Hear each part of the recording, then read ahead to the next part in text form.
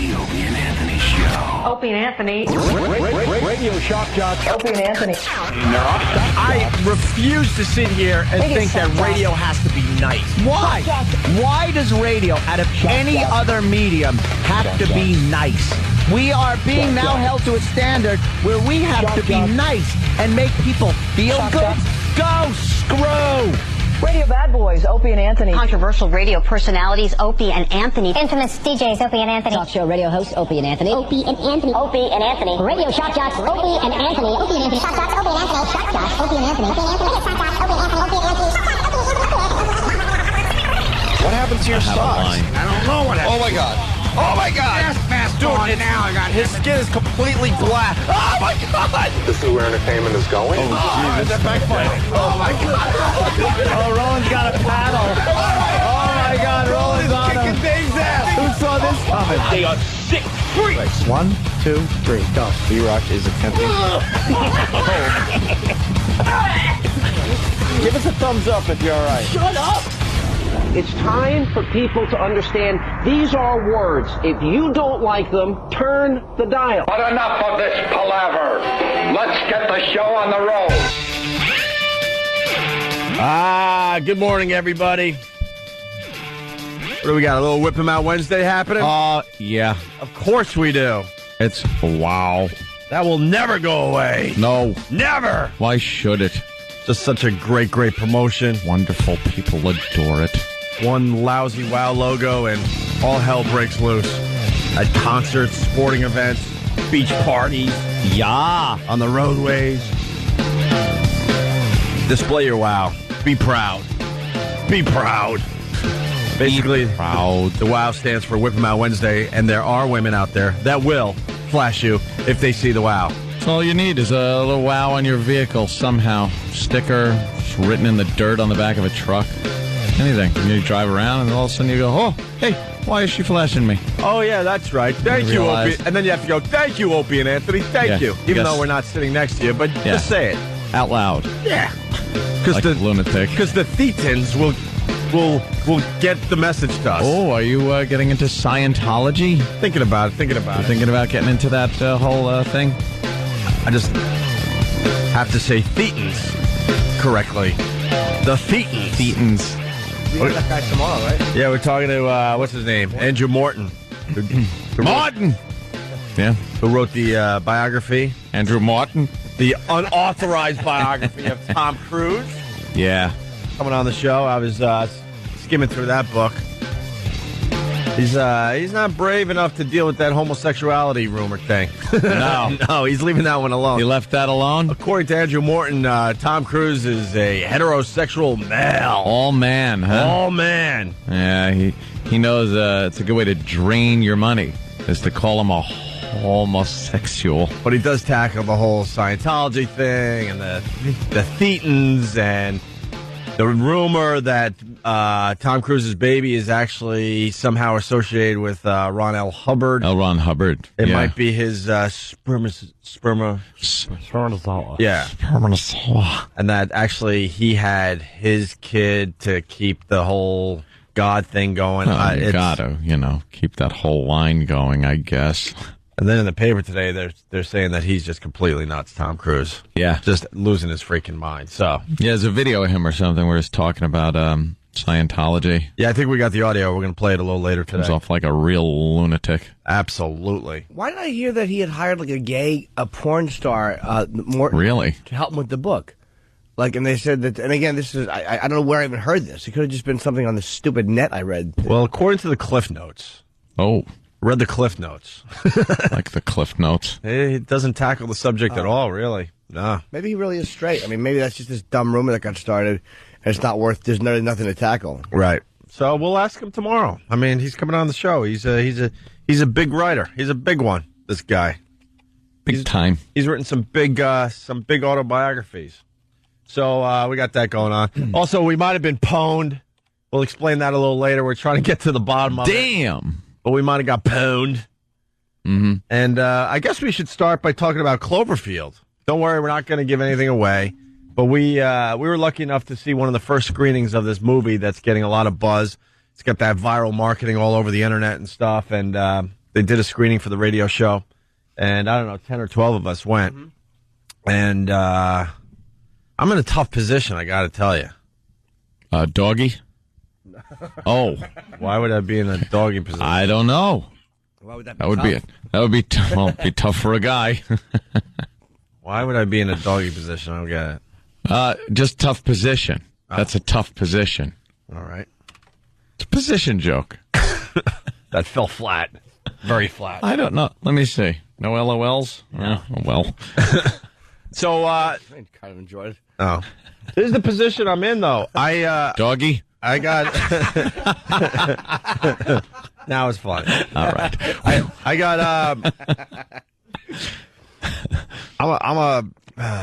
I got nauseous watching the movie. Like motion sickness, nauseous. Like I almost had to leave the movie to go puke, nauseous.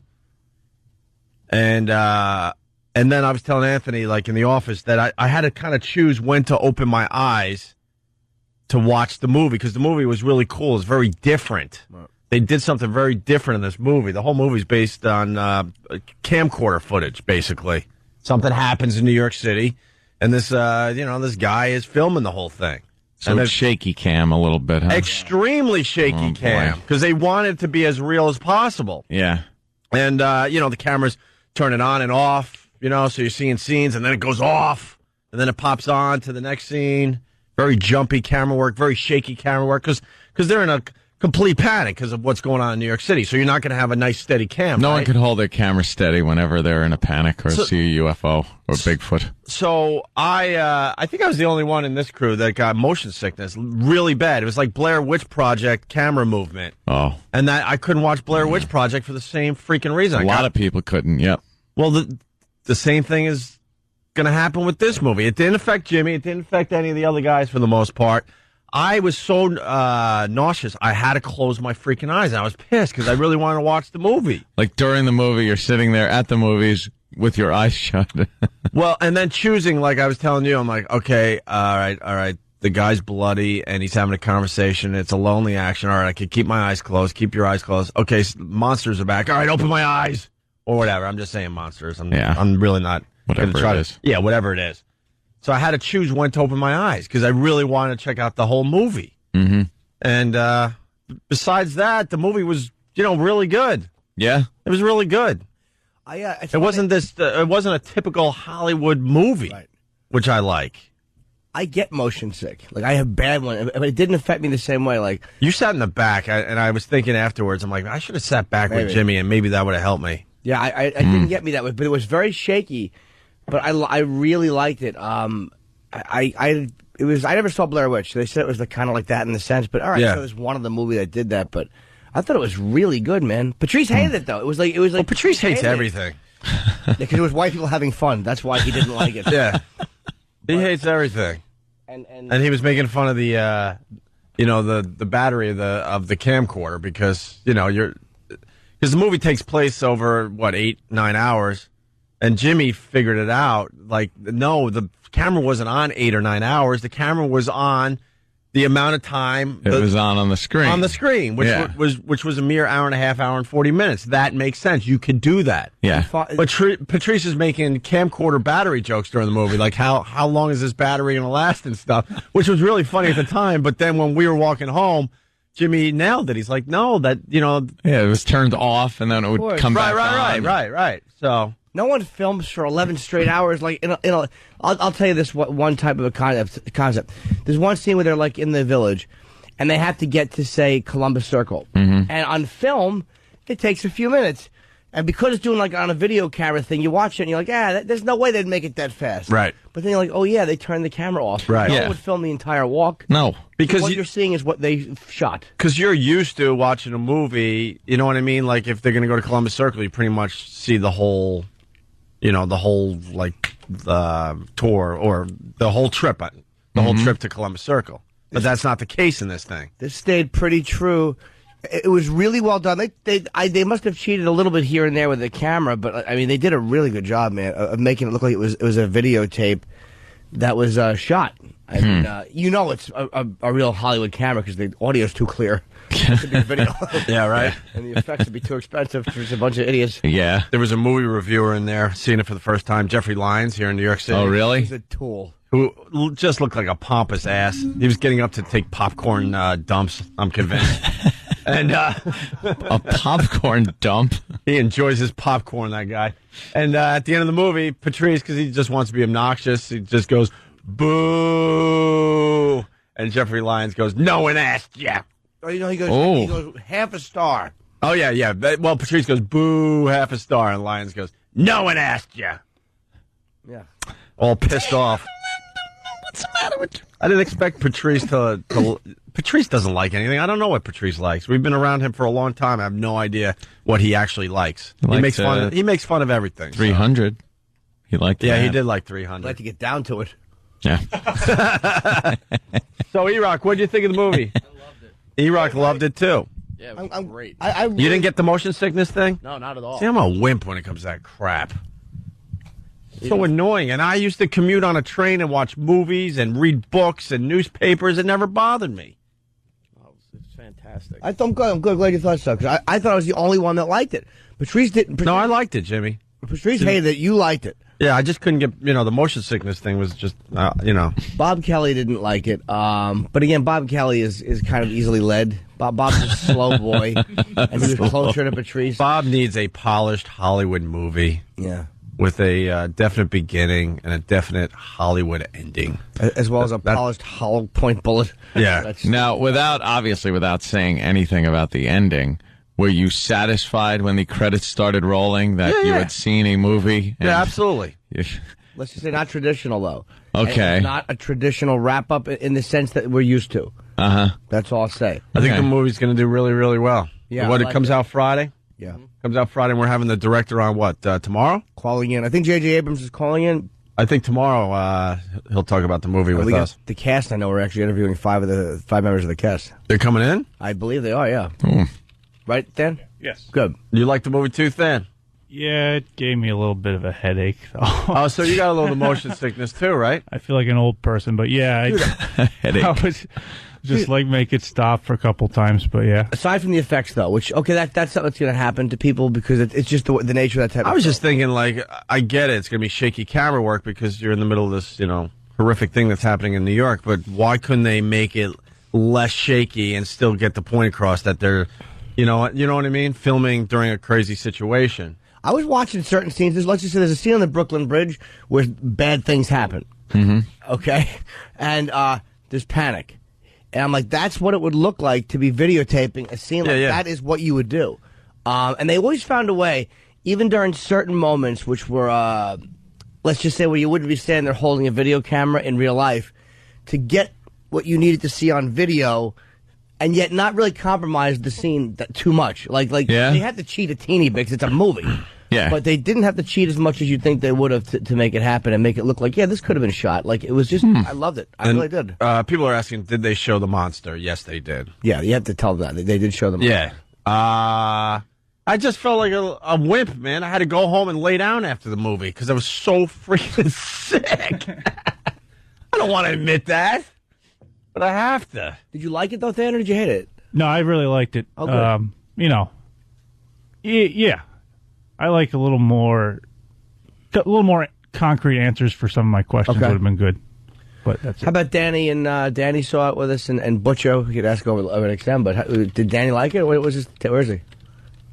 He's cutting up audio. Okay, did he like it, or you don't know? Yeah, I think he liked it. I think for the most part, everyone enjoyed the film, Mm-hmm. So it's tough to talk about because you don't want to give too much away. Right. You want to make sure the people out there that go see Cloverfield starting Friday, get the experience we just had. Did you like it, Danny? Yeah, I did, actually. And I was, there was a lot of hype leading up to it. And, I think going in, you kind of have to understand that, you probably have this overblown sense of this movie in your head. So you kind of just have to be like, all right, it's a film. I'm going to watch it and I'm going to enjoy it. And that's exactly what you do. It's just it's a great popcorn flick. You sit there and you enjoy it. No motion sickness? Nah, I'm a wimp. I am a wimp. Dude, and I'm bad. I get really bad motion sickness. Really bad. Well, know what it is, too? Doing morning radio, you desperately needed, crash for a little while after this show. and when you have to stay up to do something, like we get the type of tired that's like kind of a nauseous tired to begin with. It's not like a normal tired. So on top of that, and then seeing like shaky camera work, the combination was too much for me. And if you were too close, it might have been too close. Your peripherals kind of help you out if you're farther away. I should have moved back. Maybe that would have helped. You need to have the walls in your right. periph, as I call it. Right. Periph. If you don't have the walls in your peripheral and it looks like it's moving, you're finished. And then E-Rock told me, because we left right after the credits, they had a little something. Yeah, there's a little something at the end. Is it worth staying around for? If I understood what it meant, probably. Okay. All right, dummy. I didn't understand the first part. I didn't get it. This slow boy had to say it. No, it's just hard to hear. Hold on one second. This is like the village idiot who saw something and is running in to warn the other villagers. But nobody knows what he's talking about. What happened, Lassie? Can you tell us? Oh, damn it. Had to be E-Rock that saw it. Yeah, no one else stayed. Everyone left as soon as the credits came out. Oh, he was rating popcorn like bags, like a little kid gets drinks at the parents' party when they leave. I'm sorry, Rock. I actually need information from you in here. Why did you like the movie so much without giving it away? I liked it for a lot of the stuff that, like the camera would move right as something important was going to happen. So you only caught, in certain parts, you only caught a tiny glimpse of it. So it's what you didn't see and what you heard that actually made it better than actually seeing some of the things. Yeah, I thought that one thing they could have done is certain points I would like to have a couple of questions answered better, which I thought they could have. But in a way, is what I like about it, is that there's certain questions like they could have squeezed in an answer here and there but that's not the way it would have been taped. Like the way it was shot, that's probably the way it would have been shot. Yeah. Yeah, like anyone that carries around a camera and just shoots stuff here and there, that's what this movie was. Yeah. Basically. Yeah. Yeah, and nobody would have had the answers the day of. That's exactly what I'm saying. Like, that's one thing I liked about it. Oh, I don't know. Let's just not fight. All right. Well, there you go. Cloverfield. It starts Friday. We're going to be interviewing the director tomorrow and some of the actors in the coming days. Steve from Bayshore is saying that E-Rock liked it right up to the time the concession stand ran out of garlic butter saw. And we got we got JJ. All right. We're going to take our first break. Just getting started today.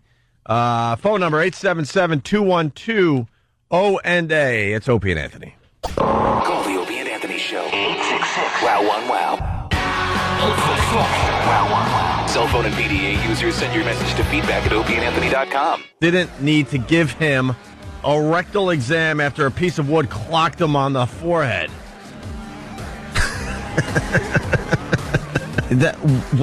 Why? And, it reminds me of the story where I went in for strep throat to my doctor's office. Next thing I know, I'm getting that type of exam. Yeah.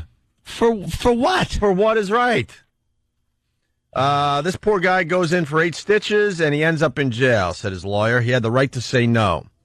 Doctor sedated the guy and then did the rectal exam. Did the exam. So here's a guy, construction worker, gets hit in the head, needs stitches. He goes in, and for some reason, maybe we'll get to that, they decide he needs a rectal exam. The guy's like, no effing way. He's a macho Brooklyn construction worker. Yeah. He's like, no. Yeah, his quote's fantastic. Yeah, we're getting to that. So the hospital sedates the guy and does the exam anyway. A Manhattan judge denied the hospital's bid to have this guy's malpractice suit against the hospital tossed. We're looking forward to our day in court.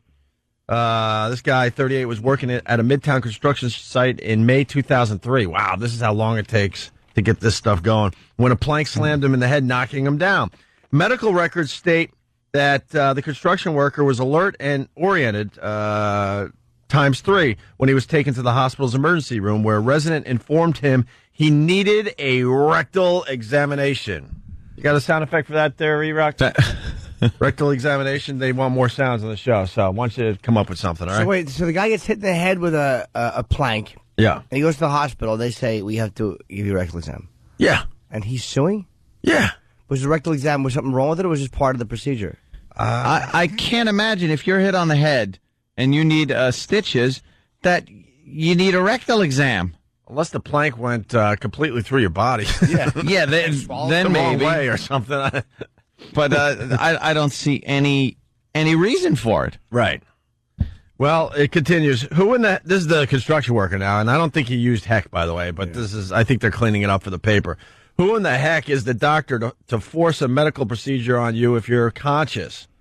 The revelation, that was the lawyer, that's why the heck. The revelation about the rectal exam set off this construction worker who smacked a doctor during a struggle and yelled, "Where I came from, you don't put anything in someone's..."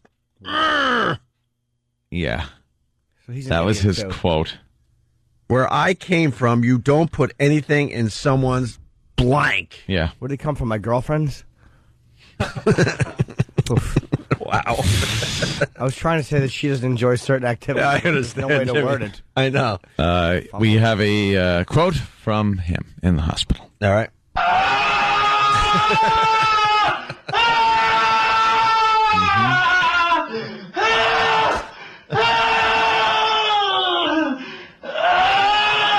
And we got a little audio after the exam. Oh, this ain't set up. Great. I like turtles. Whatever. Timing's everything.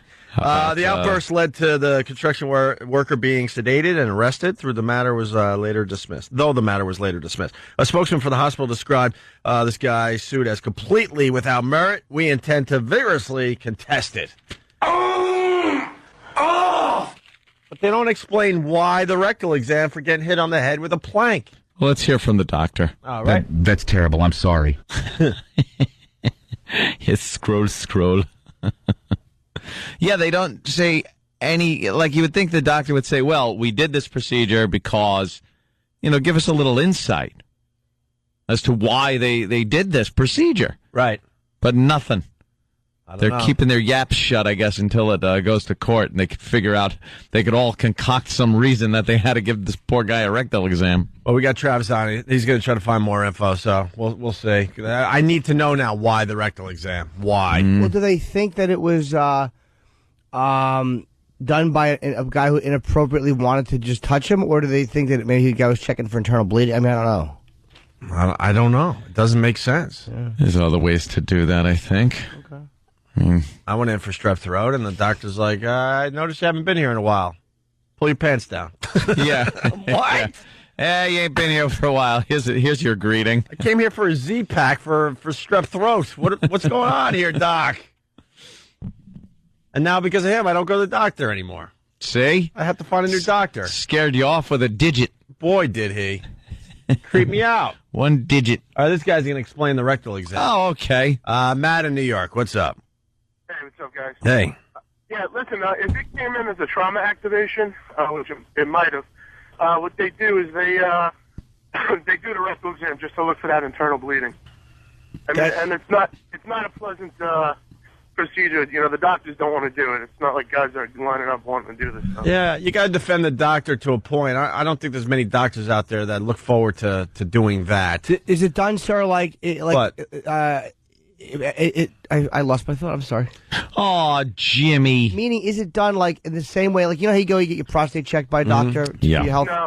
No, it's a quick in and out. And what they do is they do a stool guaiac. What they do is after they take their finger out, they dip it on a card, and they put a little reagent on it, and it turns fluid. That's what they do at the doctor's office also. Right. Yeah, they do. What? Because that's for cancer screening. All right, I understand all that, Matt, but the problem is the guy came in for obvious stitches to the head. You're not going to get cancer from getting hit on the head with a plank. We almost all of us have gotten stitches to the head. Yeah. You go in, and none of us have been told that they need to do a rectal exam. I mean, would I personally do a rectal on this guy? No, but I mean, you have interns and stuff that they're looking to learn too, and they learn. Learn. You're going to choose a Brooklyn construction worker? Yeah. As a test subject? He Are you smacked crazy? one of the doctors before he said, Wouldn't be me, but there are some weirdos out there also. Yeah, could be. We need to know more because the story doesn't really explain. Maybe another paper has more details. I don't know. All right, Matt. Thank you.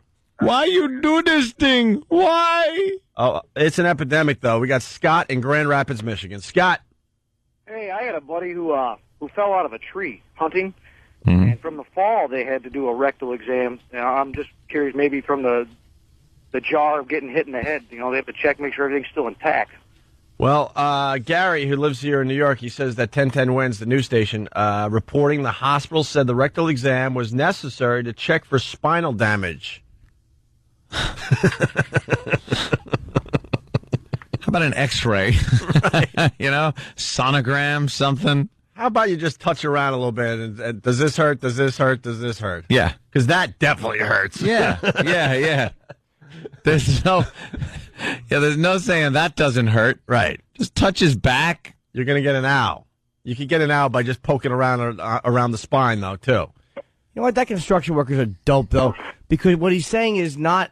His objection was where I come from. You don't really stupid. Yes. Yeah. He's all man, Jimmy. What he is, he's a dummy who will die like John Wayne did with 40 pounds of food in his colon because he doesn't know what he's talking Jimmy, about. that's what real men do. They don't go to the doctors. That's right. And they don't get rectal exams when they just need stitches. It's just just the way of a. That's just the way they are. The Duke is going to stand there in the doctor's office and go, ha, ha, ha. Ha, ha, ha, ha, ha, ha, as he's getting the old digit. No. I submit to you, no. Oh, God. That's awful.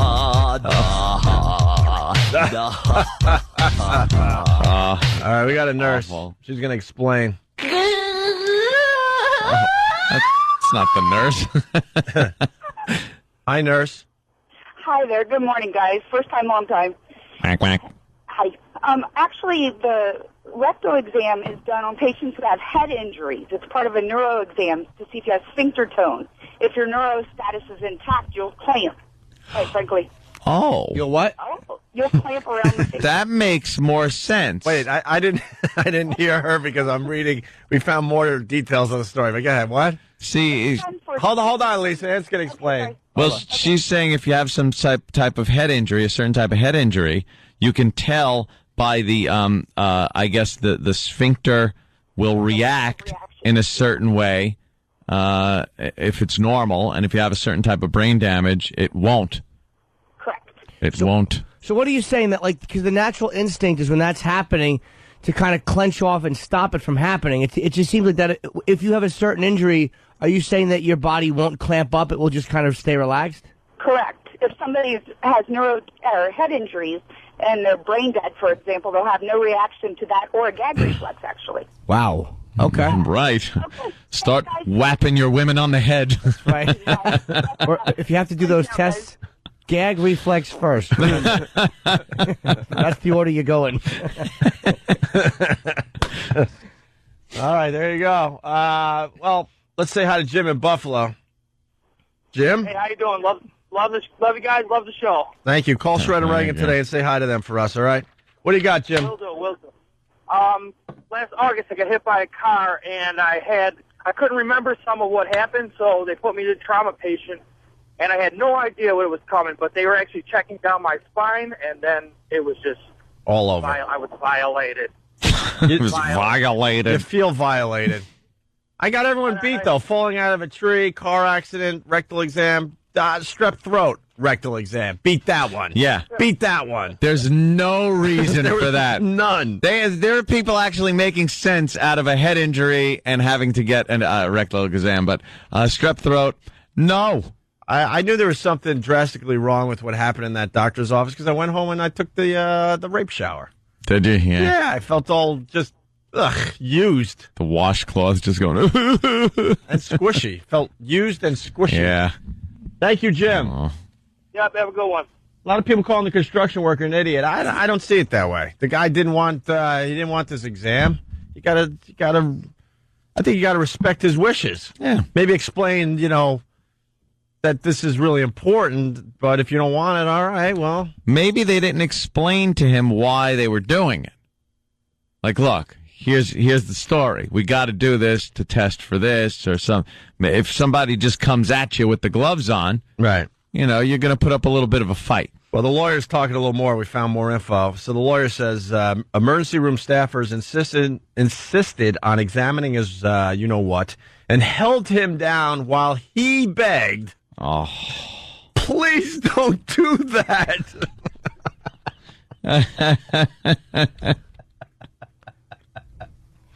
I feel bad for this guy. He just didn't want this. But meanwhile, though, if they didn't check and there was something wrong, that dummy would be the first one online calling a lawyer and suing the hospital for malpractice because they didn't give him the proper exam and check for brain injuries the right way. Look, there's a ton of guys out there, including us. We don't want this done. So what the freaking hospital should have is the form sitting there waiting.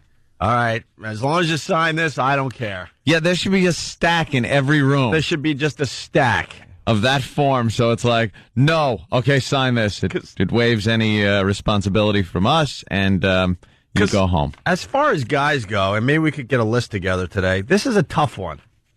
You know, we're all supposed to get that exam. It's a tough one for guys. Yeah. That is a tough one. They always save it for last in the doctor's office when you go for your yearly medical exam. Oh, it's the stairway to heaven. Get out your lighters. The encore. Get out your lighters. The encore. Here comes the encore.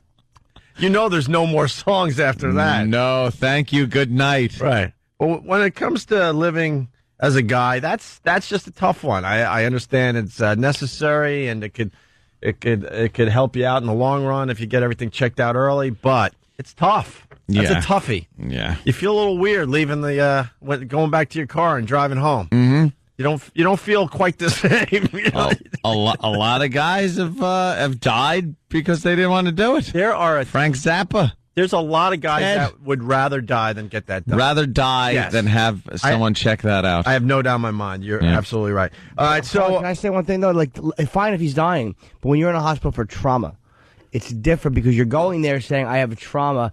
It's almost like, what if he didn't like stitches and they go to put stitches in his head? Are they supposed to acknowledge that this idiot, which is what he is, an idiot, doesn't want that done because he's a homophobe or doesn't like that sensation? Well, perhaps they didn't explain it to him. Maybe not. Okay. But something tells me, this guy, even if they did explain it to him, he wasn't going to go for it. The way what did he say? Please. Yeah, what's the quote? Please don't do that. There's the doctor. Yeah. Not even phased. Please don't do that. This is what your doctor hears as he's going into the examination room to give you the rectal exam. He's just all about it.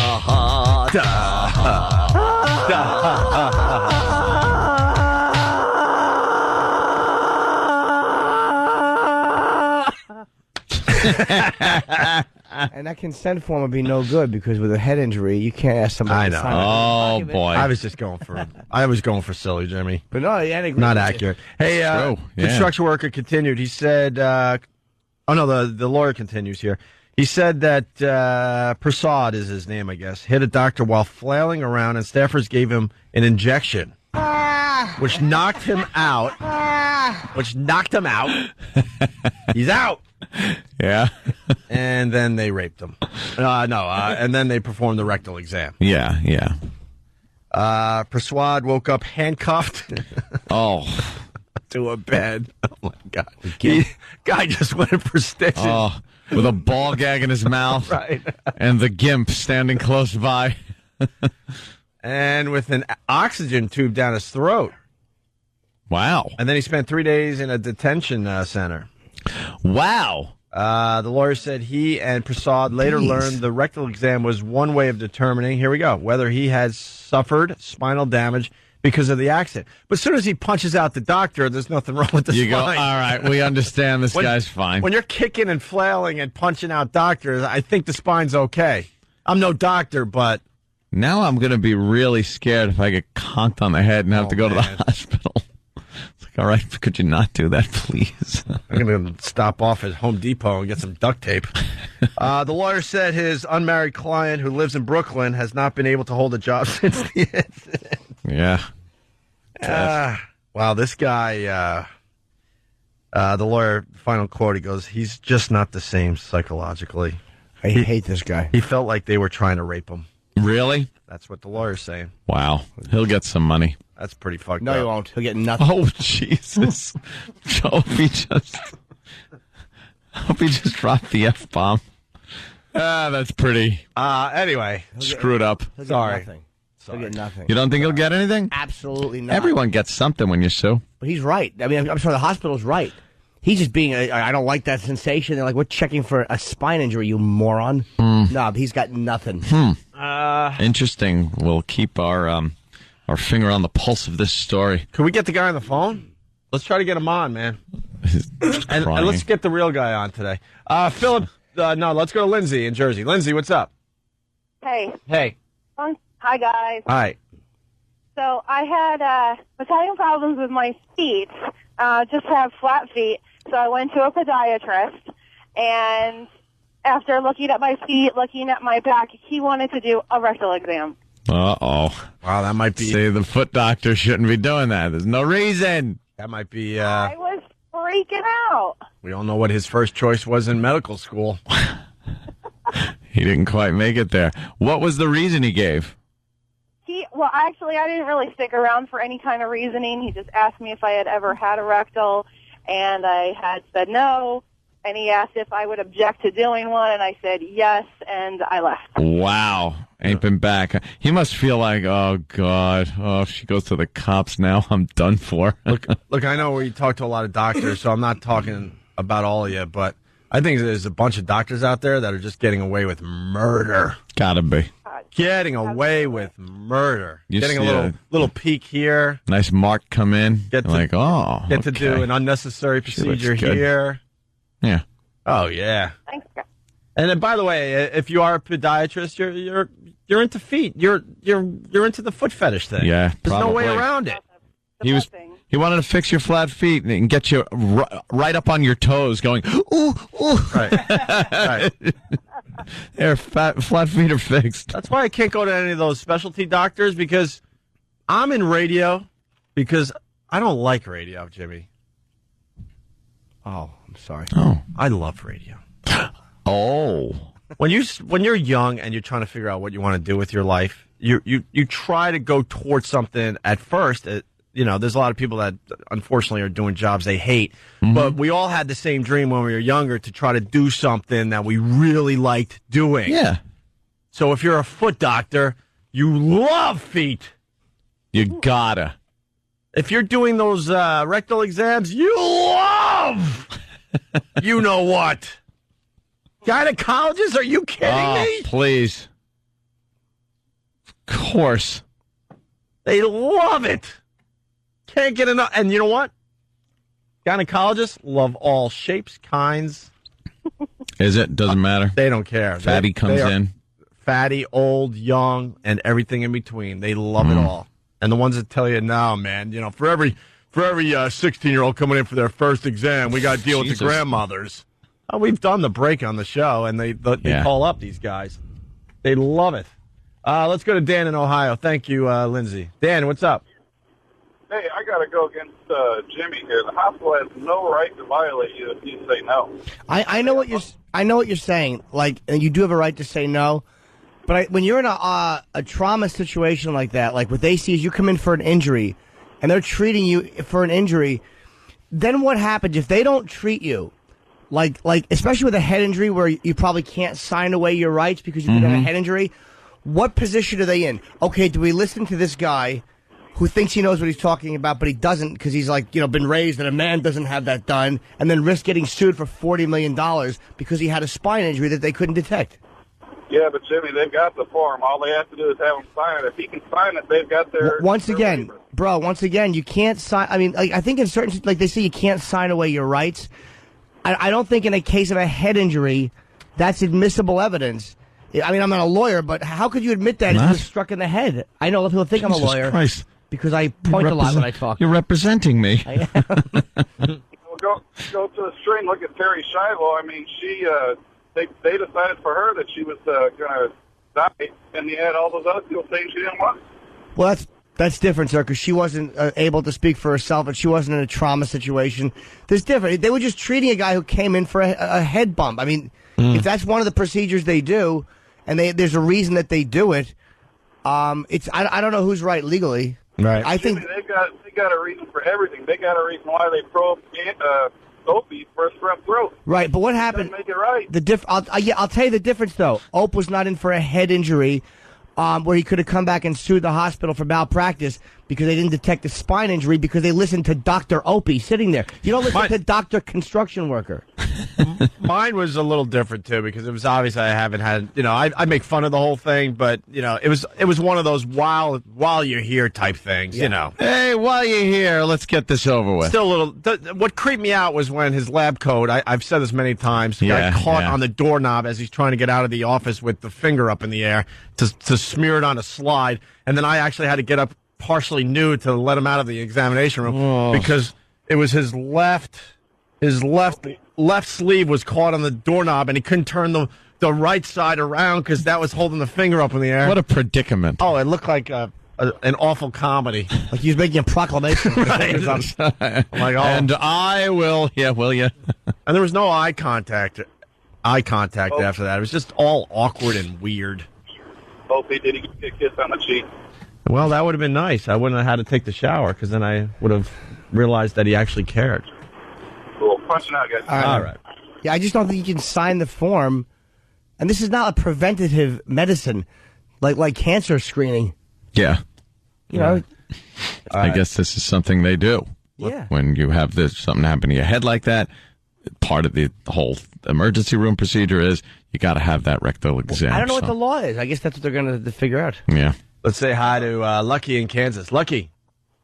Yeah, I was wondering if a bump on the head gets you a pink shot, what do tonsillitis get you?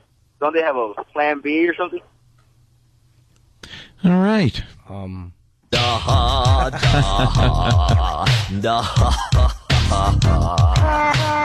Let's go to Utah. Tyler. Hey. What's up, Tyler? Hey, last thing this guy said was, don't finger me, bro. Good one. I think it's time to go to break. Jay in Tennessee. Jay, save us. Hey, I just wanted to say, man, I thought this was a lot funnier when I saw it on The Family Guy. Really? You've never seen that episode of Family Guy? No. I wouldn't have said really if we had, sir. No, we did not. What happened?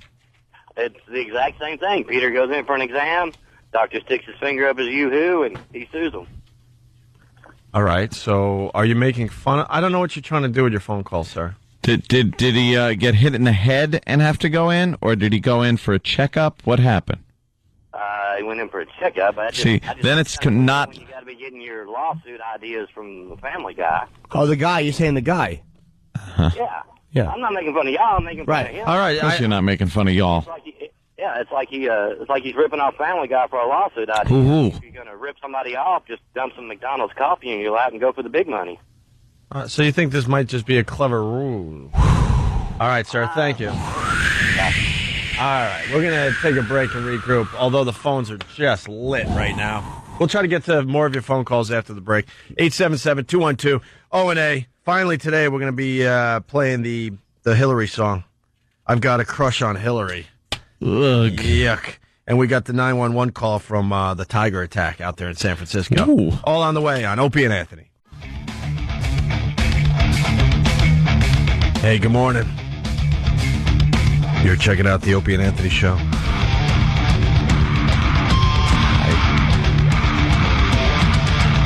Nice. Rock. Like this. Rock!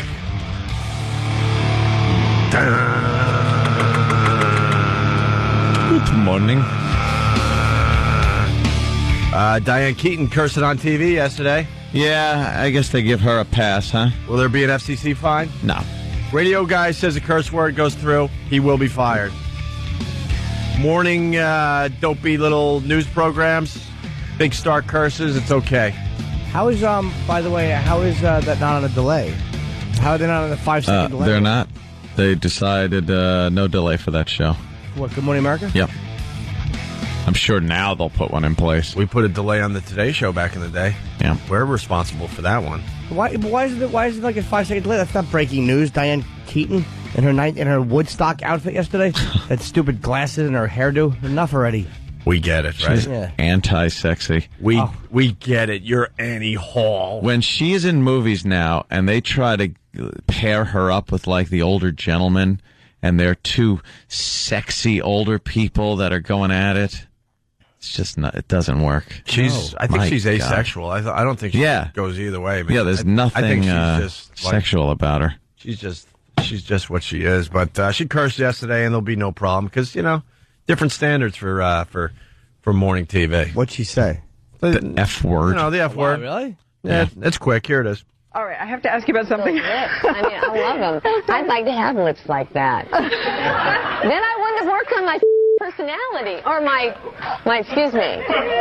personality. If I had Also lips like a yours, crime. I'd be better Also off. a crime. My life would be better.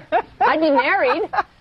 And I with these thin little skinny lips. What am I going to do? My mother's going to work on your personality with soap in your mouth is what she's going to do. Oh, I know, excuse me. Way to handle it with a phony laugh, you stupid old lady with soft lens on you. Dumb Diane Sawyer.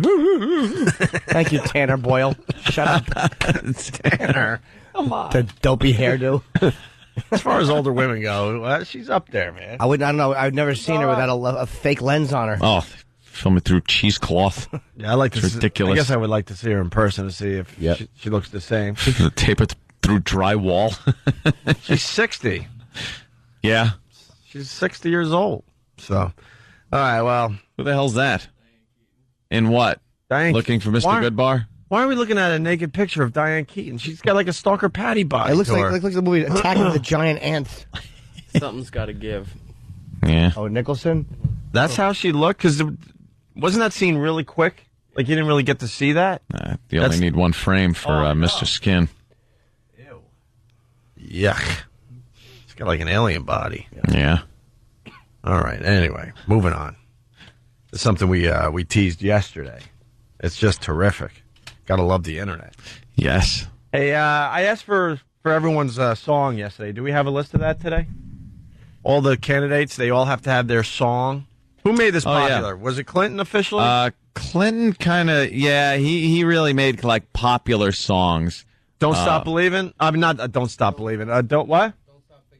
Yeah, Don't Stop Thinking About Tomorrow. Fleetwood Mac. And now every candidate has to have a theme song. There's a song that means something. It has to, people have to hear it and go, yeah, I know this song. And wow, listen to the words. It kind of means what the candidate's trying to put across. Do we have that list? It's more phoniness. All right, we need the list because every candidate that we know, they have a song. And I think Barack Obama is using some kind of U2 song, and we'll get the list of the songs the candidates are using to kind of hype everybody. I bet you do. Can't play it here, but it's on Panzerfaust Records. Wonderful. The house. The house next door to me. I remember that one. Yes. Toe Tapper, unfortunately. Trying to download it from iTunes. They don't seem to have it. No. Seem to have every other song in the world. Yeah, what happened? Anyway, this kid kind of doing like a Blink-182 thing. Yeah. And he's singing about his love for Hillary Clinton. What kind of crap is that?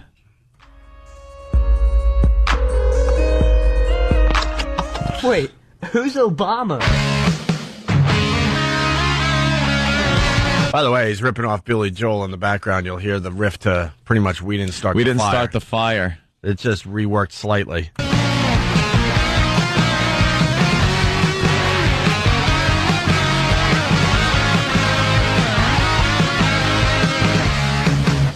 Obama girl, you're a skank, and everybody knows. Now, this is the interesting part. If you hopefully you know what a Obama girl's all about. Yeah. But they got this really hot chick with just nice boobies to wear really tight T-shirts and stuff, and it's all over the internet. It's a very viral campaign, and it's promoting Barack Obama. Yeah. And this nerdy kid is basically saying that she sucks. Yep. Because he's all for Hillary. Because he's into mommies. Obama girl, you're a skank, and everybody knows Obama's not gonna win, even if you take off all your clothes. Hillary 08, winning the debate. I know you're crushing on Obama, well I've got a crush on Hillary 2008.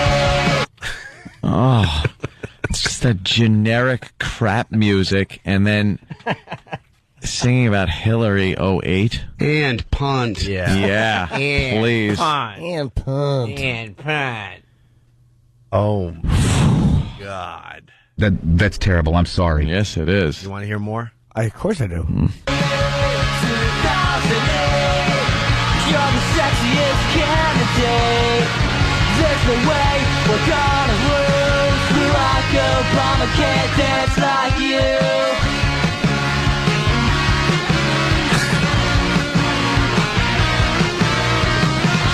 Your ankles are bigger. Obama. Whoa, hey. What? Hey. You're a good actress. You're quite a thespian. Yeah.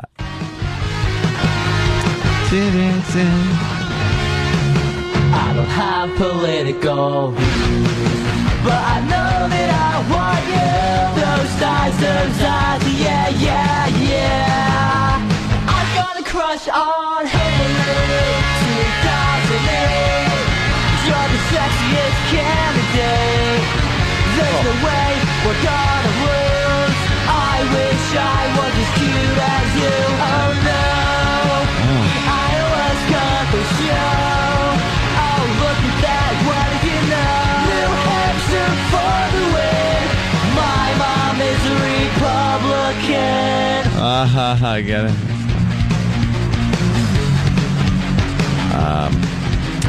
It's cool. Yeah. It's almost over. We can stop it right now. No, I like Please. it. Let's just stop it here, Jimmy. I want to hear the rest of the lyrics. No. Really Funny. awful. All right.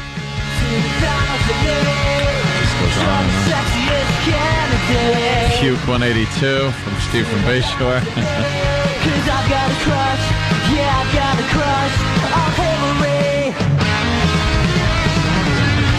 Song makes me hate America.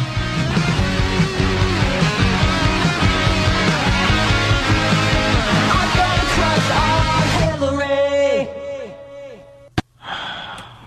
Ugh, I just got like the chills of the douche variety. That was very believable. Huh? Sounds like one of those OK Cable bands. Yeah, exactly. Trying to sell us a cable package. Yeah. Let's go to Scott in Iowa. Scott. Hey, love you, love the show. Whack, whack. Shouldn't Hillary's song really be Domo Arigato, Mr. Roboto? Mrs. Roboto. Hey, That would be good. Should be her song. Hillary. Does anybody, and no one really, like, think about her goddamn name. Hillary. Isn't that one of the most unsexy names you've ever heard also? I think Hillary's coming back. No. Some of the names do come back and get sexy. She's not Hillary. She's not making it sexy, but It's like Mildred. yeah, well, Mildred, and you can't compare Mildred with Hillary. Ethel. Hillary's bad. Beulah. Hillary's no Madison, but you know. No. Gertrude's worse. Hillary Mildred's can't worse. be coming back. A little bit. I don't think Hillary's that bad. Hillary Duff. Yeah, it's not old lady. It's like Gertrude. They're bringing it back. Gertie. I like a girl named Gertie. I think there was a time Hillary was considered a very like old sounding name, but they're kind of bringing it back into into the new again. Cloris and Myrtle.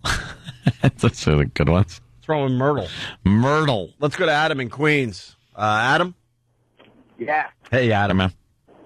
Hey, I'm calling to tell my first rectal story. Okay. Oh. No, wait. I said that wrong. So I'm 13 years old, and my mother takes me to the doctor. Well, how old are you now? 27. Okay, so back when you were 13, yes. Yeah. Back when I was 13. My mom takes me to the doctor, and there's two doctors in the room. And it's just a regular checkup, and they're asking me questions and things like that. And, they're like, we should do a rectal exam. So the first doctor, who's much smaller, comes up, and, there I am laying on my side with my mother watching, and he's poking around, and he's like, hey, you got to feel this. You got to come over here. The other doctor, who's twice his size and has, like, football player hands, comes over and, And that's what he has to do, right? Yeah, I basically felt like I was raped and my mom watching. Oh, and your mom was in the room watching? Yeah. Well, what do you see? I bet you that was a nice exercise for Mom. She was just studying your face going, huh? Well, we've been wondering about this. All right, we get to find out right here. He looks a little pained. Right here, right now. So what that's weird to hear a doctor. No, not a little pain. I was going with the is he cracking a smile? Like, oh, kind of digging it, because I think every parent out there wonders. Oh. And right there, the mom got to know for sure. Yeah.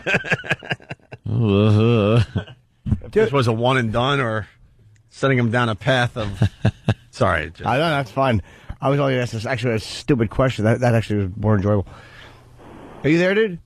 Yeah, I'm here. Oh, did what? It's weird. Did one doctor to go? You got to feel this. Was something wrong? See, that's the thing. I don't remember. I never had to get anything treated, and I mean, I think he was just saying, "Hey, come here. You got to feel this." Yeah. Wow. All right. Well, good. Lucky you. It worked out nice for you. All right, sir. You were probably like, I don't know, part of a cult or something. They just kind of used you for their own pleasure. Yeah, I think the doctor was just kind of like, hey, you got to feel this. Come here, check this out. You know what we usually feel? Well, check this one out. All right, thanks, Adam.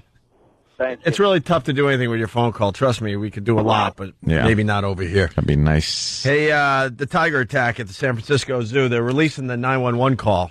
These are always great to listen 911. to. And we got some audio of that. Operator tells caller to calm down. Well, this is the guy, I guess his brother and his friend are being mauled by the tiger, and he's frantically trying to get help. And I don't know. It seems if you're frantic on 911, there's going to be a problem. Sure. The people on 911, the people that they get to work there, for some reason, don't like when you're really worked up over an emergency. But the whole thing is you're calling because you're worked up. Something really bad is happening. And the only reason you go calm down to someone that is in a stressful situation is because you can't handle it. You can't handle what you're hearing, seeing, so you're like, calm down. Get the info. Right, no one's going to calm down when they're in a frantic situation. So to say calm down is just dumb. You have to be able to get that person to give you the information, even in one of those states of confusion and anger and fear and sadness, whatever it is. But for some reason, they're just like, look, I'm not going to help you unless, why? You're 911, it's your job. Help. Yeah. I got cussed by Hillary. Jerome in Michigan. Very good. So here's the operator telling the caller to calm down, which never works. I'm just going to stay on the line with you until the paramedics are with you, all right? Okay, excuse me. Can you check up on them or see where they're at? They're on scene right now, but they have to stage until they're given permission to go inside. It's a matter of life and death. Okay, no, I understand that, but at the same time, we have to make sure the paramedics don't get chewed out, because if the paramedics get hurt, then nobody's going to help them. Okay, I understand that. All right? Okay, the ambulance is staging. I need you to understand that if the ambulance people, paramedics, calm down. All right? I am going to stay on the line with you. If the paramedics get hurt, they cannot help your brother. So you need to calm down. And you are going to be the best help for your brother right now. She's right. She's actually right on that one. She's trying to tell them that they can't go in. And what are they supposed to do? Just ask a tiger to step aside? There's treatment to be done? And he's panicking, of course. Yeah, it sucks to be you. You know, the paramedics don't feel like losing their lives. They're going to do what they can, but... I don't know. It seems to me like in that situation, you just got to pretty much think quickly. The way she said they're staging, like you picture them just kind of hanging out. They should jump out of their vehicles with like fire extinguishers and run to the scene and, you know, get the goddamn tiger out of the way so they can help the guy out. No, not fire extinguishers. No? Guns? No. Tiger? No. I think a tiger would be scared crapless of a fire extinguisher like that. You might be right, but it's like, you imagine like you're a paramedic, you're trying to push a stretcher, and there's a wild animal charging you. Here. He jumps right through the foam and bites you. He likes the foam. He likes the foam. Foam! Right. It just takes your face right off. Yeah. Makes it a little easier for you to go down his throat. He wants to attack you and get you away from the foam so he can play in it by himself. Because foam rules in the Tiger Kingdom. No, that's a rough one, but maybe you don't go to the zoo with slingshots. Yeah, exactly. They Was this one of the slingshot kids we're listening to? Yep. If they slingshot. All right, we got a little more here. Paramedics had to wait before entering, of course. What's going on here? It's been, Okay. I've been on the call with you for 8 minutes, and I called 10 minutes before. Okay. 20 minutes.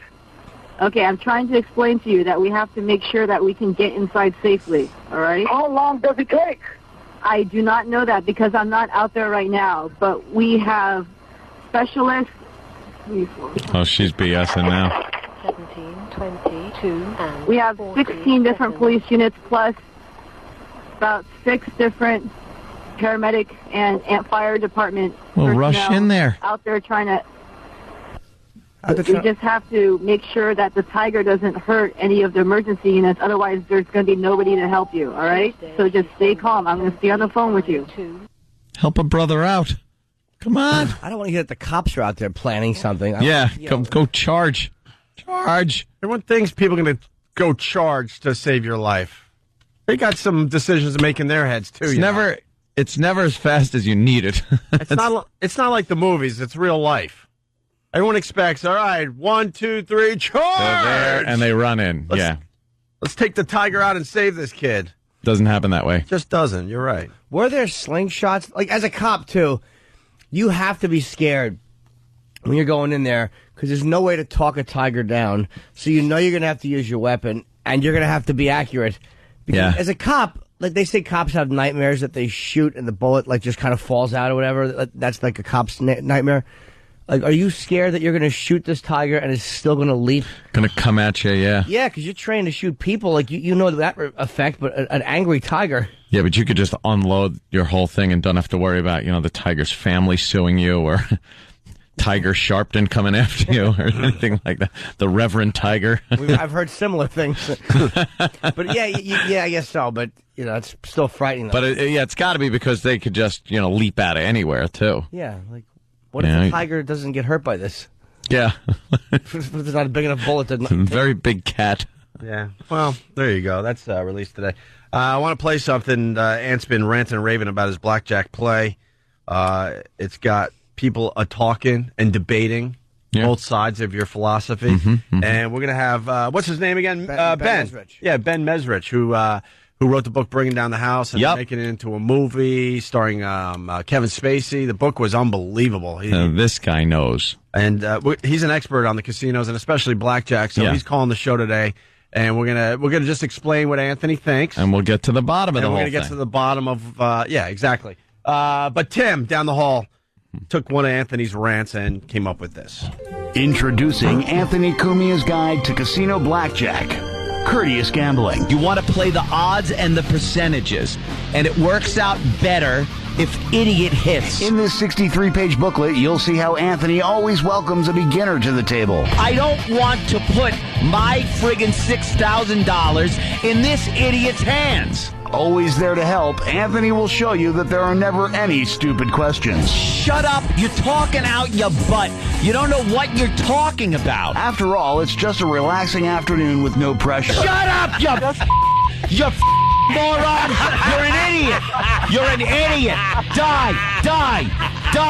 It's not like we're betting big money. Broke out about 10 G's, which I promptly lost. Learn how to be courteous at the card table in Anthony Cumia's Guide to Casino Blackjack. I'm Anthony Cumia, and I endorse this product.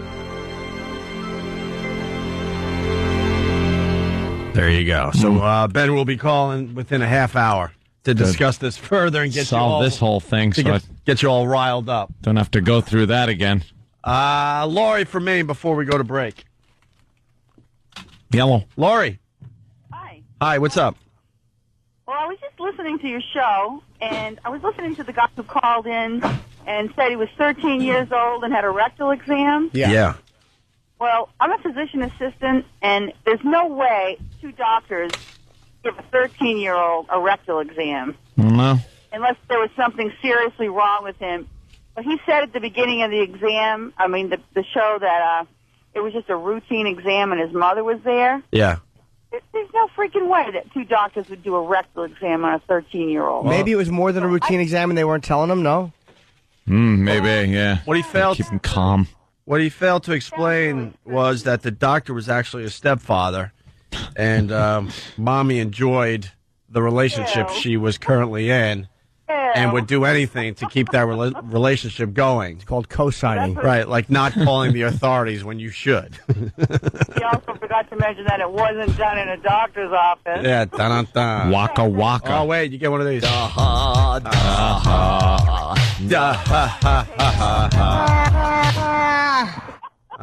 right, Laurie. Well, the guy didn't explain much, you know. Well, I just thought, I should put some facts into that little story. I think he's making the whole thing up. But Oh, maybe. Wouldn't be the first time we were pwned. Yeah, a lot of fakers out there. It happens. After the break, all right, we got all the main candidates and the songs they're using. Oh. Why would she use that version of that song?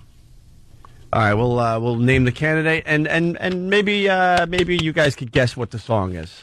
Mm-hmm. Oh. Ooh. And now I understand why Bill Richards dropped out of the freaking race. Oh, did he have a... Doesn't know music. Lame song? A very lame song. He officially dropped out, right? Bill Richards? Yeah. Bill Richards? From Arizona, that guy? New Mexico? Where was he New from? Mexico, whatever? Yeah, New Mexico. They're saying he was like the most qualified, by the way, but no one gives a crap. No one cared. Most people that try to stay neutral in this whole process, they're like, he's probably the most qualified. I think... And no one's paying attention to him. The immigration thing kind of scared bit him a little bit, yeah. Yeah, he can't really piss off a lot of the people, his constituency down there. Right. Which are, Democrat, Republican? I think he was Democrat, wasn't he? Bill? Was he? I would go... yeah. Democrat. Yeah. You might be right. Wow. That just seems like a very democratic state. Yeah. New Mexico. All right, we'll do that next. The candidate and what song they're using on the campaign trail. It's Opie and Anthony. Opie, Anthony, Jim Norton. Hey, it's the Opie and Anthony Show. Certainly is. Slugging its way across America. Yuck. More wonderful news last night. Didn't this smoke 2 joints? Dude. It's Friday. Yeah, dude. My Rock Friday song. I'll never be able to listen to this song in any version without thinking of that old guy. Rocco. Rock Hole. Where is Rock Hole these days? Selling cars in Worcester. You think? That's the last I heard. Selling cars. You guys still just like him, but would you talk to him now or something? He's not even on my radar, Jimmy. Not even on my radar. It's like, would I talk to a bug on the floor? Probably not. Perhaps not. He's not on my radar. Greg Hill's not on my radar. No. Bruce Mittman's not on my radar anymore. Going very inside for Boston, I understand. Bruce, who likes to, talk to the Boston Herald how we're self-destructive and this and that as he sits and rots, doing nothing in radio, supporting the Hillman, who's done nothing in radio except sit at the same station for over 10 years, getting okay ratings. But we're crazy. We're insane. Chair that just must stink like, ugh. Sitting there for all those years in that chair. By the way, because eating poorly. Bruce does listen. You weren't fooling anybody. You were the secret source when you talked to the Herald the last time we had a bit of a problem. Go F yourself, midget. Anyway, I was checking out American Idol last night, and we got the campaign song. We got so much, and we got Scientology audio by Tom Cruise himself, sounding nuts. We definitely got to do that before we get out. Before we get out of here. Out of the campaign, want to hear that? Yeah. All right. How about a little taste of the American Idol? A lot of people are watching this show. Yeah. A little taste. How about a taste? We'll go with the taste. All right. We don't have to do a full-fledged break on this. I usually catch the premiere episode. I think it's TiVo'd, but TiVo'd, DVR'd. I didn't catch it last night. I was bored, man. I watched the first half hour, 40 minutes. There were a few laughs. A few of the people definitely worth at least replaying for the people out there. And then I turned it off. I'm like, it's the same crap. Dude, I know, and I was always a big kind of fan of, especially the first few episodes where they go through the freaks and the people that suck and a couple of good singers. But I couldn't be bothered last night. I really couldn't give a crap. You know what's great about the freaks when American Idol first started? They didn't know they were freaks. They really thought they had a talent, and American Idol exposed them for what they are. And somewhere along the line, people became aware of that and realized I could get on TV just being really weird. It's like what happens to any reality show that goes a few seasons. Like, remember the original Real World? Right. And it was kind of real people put all together in a place to live. And now it looks like the OC. Oh, yeah. It's like an episode of Laguna Beach or something. Right. It's not real anymore. It's not real people. They pick, like, people that should be actors, and they have this one, the whore, the gay guy. The black guy that's just angry at everything. And it's cast. They cast these things and like a TV show. And what happened, because, we watched The Real World when it started here in New York, and then San Francisco and L.A., and it used to be based on a lot of stuff going on in the house. Now it's all about getting them as effed up as possible and getting them in a bar. And putting them in a bar and trying to have them hook up and stuff like that. American Idol, the same things happened. People realized they don't have to be good to be famous. You when the show first started, you had to be one of the good singers to be famous. Now it's, if you're really bad, you go on tour, you do commercials, and you get endorsement deals. So it's just this whole beginning portion, especially, has just become phony. Also, William Hung is the one that I think, accidentally, started. He started that phenomenon, saying, "Well, if he could do it, I could go up there and be an idiot." And well, but it's worth taking a listen to this guy. I think his name is Uka or Yuka.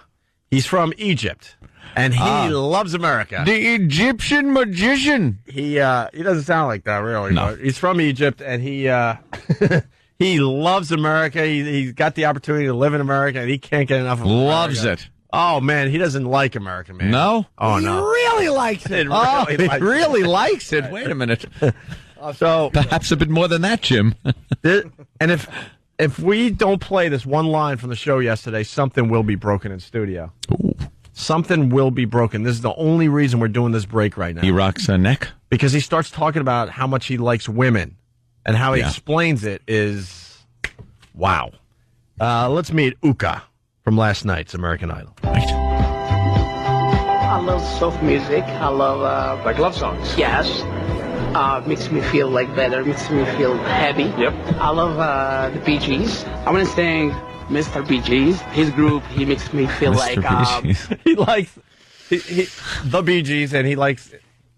Going to sing Mr. Bee Gees? Mr. Bee Gees. Mr. Bee Gees. Which one is that? I love the Bee Gees. I want to sing Mr. Bee Gees. His group, he makes me feel like I fly in the sky.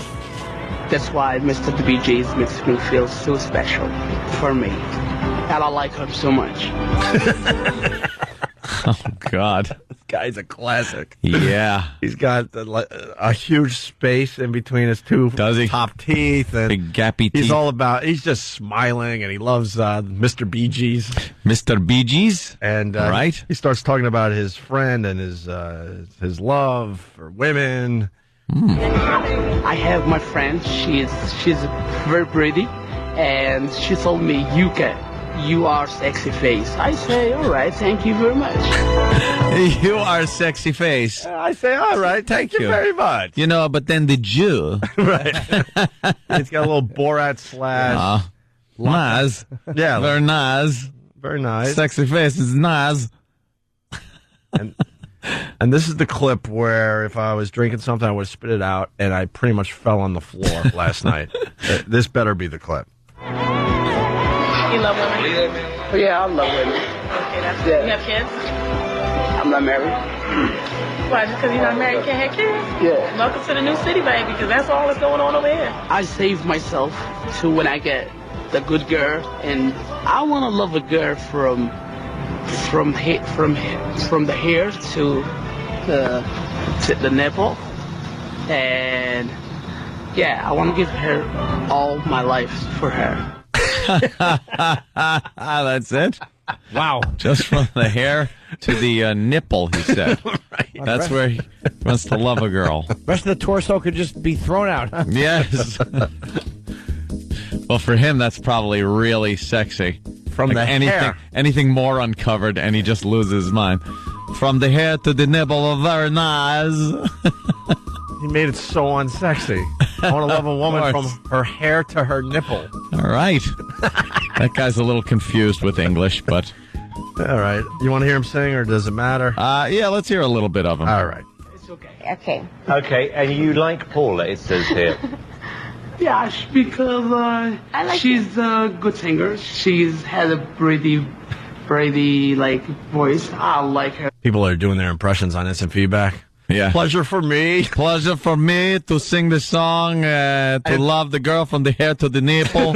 Very nice. Very nice. Pleasure for me, Madison Square Garden, greatest city in the world. The nipple capital of the world. Pretty like voice. I like her because she dances good. And yes. Right. Would you like her to be your woman? You would like her to dance with you? I wish. But he's terrible. Yes. Okay. All right, and finally he sings. I know you're right in the morning sun. I feel you touch me in the pouring rain. When the moment lets you wander far, probably I wanna feel you in my arms again. And you come to me and the summer breeze keep me warm in your love and the softly. And it's me you need to show. How deep is your love? Is your love how deep? Thank you. Okay. I wish he'd fall off the Verrazano Bridge. As far as Egyptians go, I'd rather hear Ayman al-Zawahiri sing. Well, but he doesn't know he's bad. That's the beauty of this kid. Well, I'm going to throw this one to Paula. I'm very impressed with how you phonetically learn the songs. It's very good. He doesn't know what that means. And I appreciate the work that you put into it. Yeah. And what did you think of his performance? I think that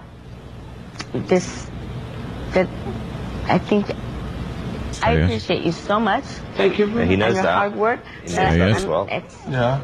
But I do not think this is the competition. Why? It's okay. Why? Eileen, man.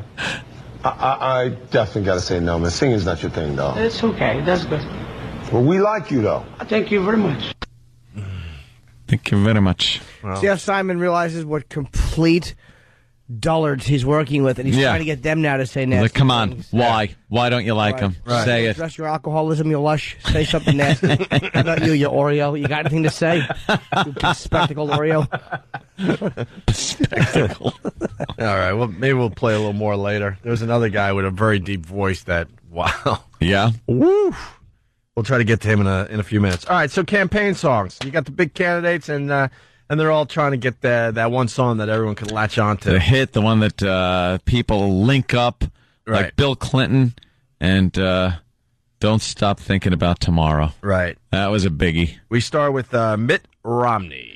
Mitt Romney. What do you think, Mitt Romney? What kind of song would Mitt Romney have? Paperback writer? Ling Ling. Oh, wait, Mitt Romney. Mitt Romney. He is a... Mitt Romney is a... you could probably figure out these songs. That's why this is a good exercise. What religion is he? He's a Mormon. Yes, a Mormon. So I would say it's something by the Mormon Tabernacle Choir. Well... Am I correct? I don't think his people would think that would be good. Universal. Right. It's going to be a little universal. Okay. So let's go with something from Crosby, Stills, Nash and Young. Wow. No. Damn, I thought I hit the lotto on that one. Wait. Oh, did you fake me out? I'm like, no way. Is it? How about you give us the band, because it's too. You never know, because they might not even have to like the song themselves. Well, in this case, the band's not going to get the job done. But think conservative music as far as living in the year 2008. Like you're trying to come up with a song. Oh, it's got to be country. You're trying to come up with a song that you feel is hip, but it's you know what I mean. But it's conservative right now. The house next door to me was. Whoa, hey! How right. about very safe? This is a very safe artist in the year 2008. Okay, how about all right, we'll let them into heaven. He went with this song. It's Elvis. Oh, Elvis. A pop dance remix of Elvis. A little less conversation. So when he like hits the stage, they play this. Yeah. Which is awful. You don't get hyped up. Does he shake his hips when he comes out? This shows a little bit of being out of touch. Very. No one's getting a drug addict excited. that died on the toilet. That's who you want. Yeah, no one's getting excited when that plays and he's making his way to the stage. Not at all. Mitt Romney's a jerk. All right, let's move on to John Edwards. What do you think John Edwards would do? Something dull. Yeah. He's a dullard. Bravo already. Is it?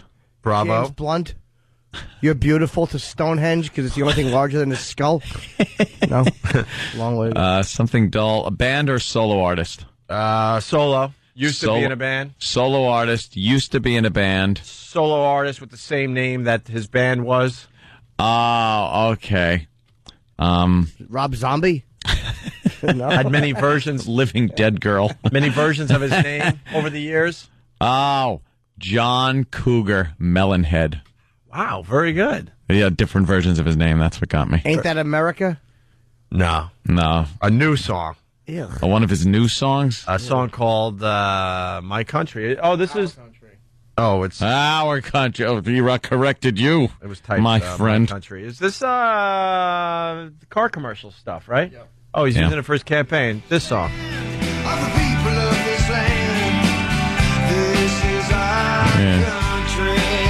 Little ditty about Jack and Diane. Oh, sorry. All right, enough of that. Wow, why? All right, whatever. Rudy G. Rudy Giuliani. I say Rudy's going for Sinatra. What's his official campaign song? You couldn't be further from the truth. I couldn't be further from the truth. How could he put 9/11 to music? I already know the song. Oh, do you? It ain't heavy, it's my prostate.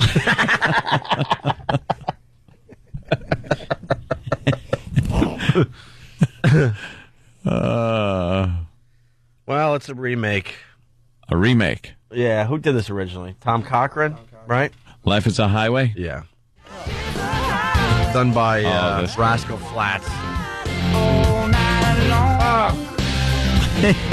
Jimmy's disgusted. They put that Cher pitch thing in there. The original's way better. Mike in Boston. Stupid. Actually, it's Boston Tom. Okay, Romney is a Mormon, so it should be Two Girls for Every Boy by the Beach Boys. Should be his campaign. Oh. Little joke there. All right. Mike Huckabee. Oh, I thought you were going to say Michael Hunt. No, Mike. All right, Mike Huckabee. It's got to be something a country. All right. I'm thinking. Artist leans country, sure. Yeah. A lot of country fans, a lot of Southern fans. Yeah. There's a big clue right there. All right. A lot of Southern fans. So far, the candidate songs are atrocious. They're out of touch. They're cornballs. Right. No one cares. I could never guess this. Don't try to be hip and relevant. Lean country, huge Southern following. Garth Brooks may have had a plane crash. Oh. Oops. Leonard Skinner. Oh. He went with Freebird. Mike he is Huckabee. Free as a bird now. Yuck. He's going to be free to do whatever he wants when someone else is president. Doesn't have to talk as much. No. How about the song ends and everyone leaves. God, he hit the stage 9 minutes ago. How about the Ballad of Curtis Lowe? Because his chances are as dead as Curtis Lowe is. I don't know. I got that one. I liked it. We go to Ron Paul. Do we have his song? No. I'm Ron Paul R. Nelson. All we got for Ron Paul, it's written this way. Some song one of his creepy supporters wrote for him, but no one has the song. Really? Yeah, it's some just kind of song that someone came up for him. All right, we'll move on to Bill Richardson, who dropped out of the race. Yeah, he was New Mexico's whatever. Let's see. Think Mexico. I will. Think that type of... I'm thinking Freddie Fender. All right, keep thinking. Okay, Mexico. Hey, you, get off of my lawn. The sombrero dance song. Something really just racially insensitive and silly. Los Lobos. Oh, of course. This song. Oh, we don't have. We don't have a Los Lobos song. And we have a master computer that has every song. By the way, that is Spanish for the Lobos. Our computer has more songs. Spanish. Thank you. Our computer has more songs than iTunes, and they don't have the song. They don't have the Los Lobos. A song called "Mess We're In" by Los Lobos. Do they have more songs than iTunes? This thing? Yeah, I think so. Could be. Hillary Clinton. I'd love to have an hour and 15 minutes from now start talking about what her song is. Hillary Clinton. Someone's suggesting Spinal Tap's Big Bottom. No? No. She blinded me with cankles. That can't be. It's Steve from Bayshore. With cankles. Oh, God. Hillary. What song would Hillary have? It's not Fat Bottom Girl. No? No. Let's see. Hillary. I don't know. A remake, by the way, of an amazing song. Really? And another one of those lean country, huge Southern followings bands. Oh, God. They might have had a motorcycle accident back in the day. Allman Brothers. Keep with that theme. But she doesn't go with the original. She goes with the Big Head Todd and the Monsters version. Ew. What's that? Exactly. Listen. What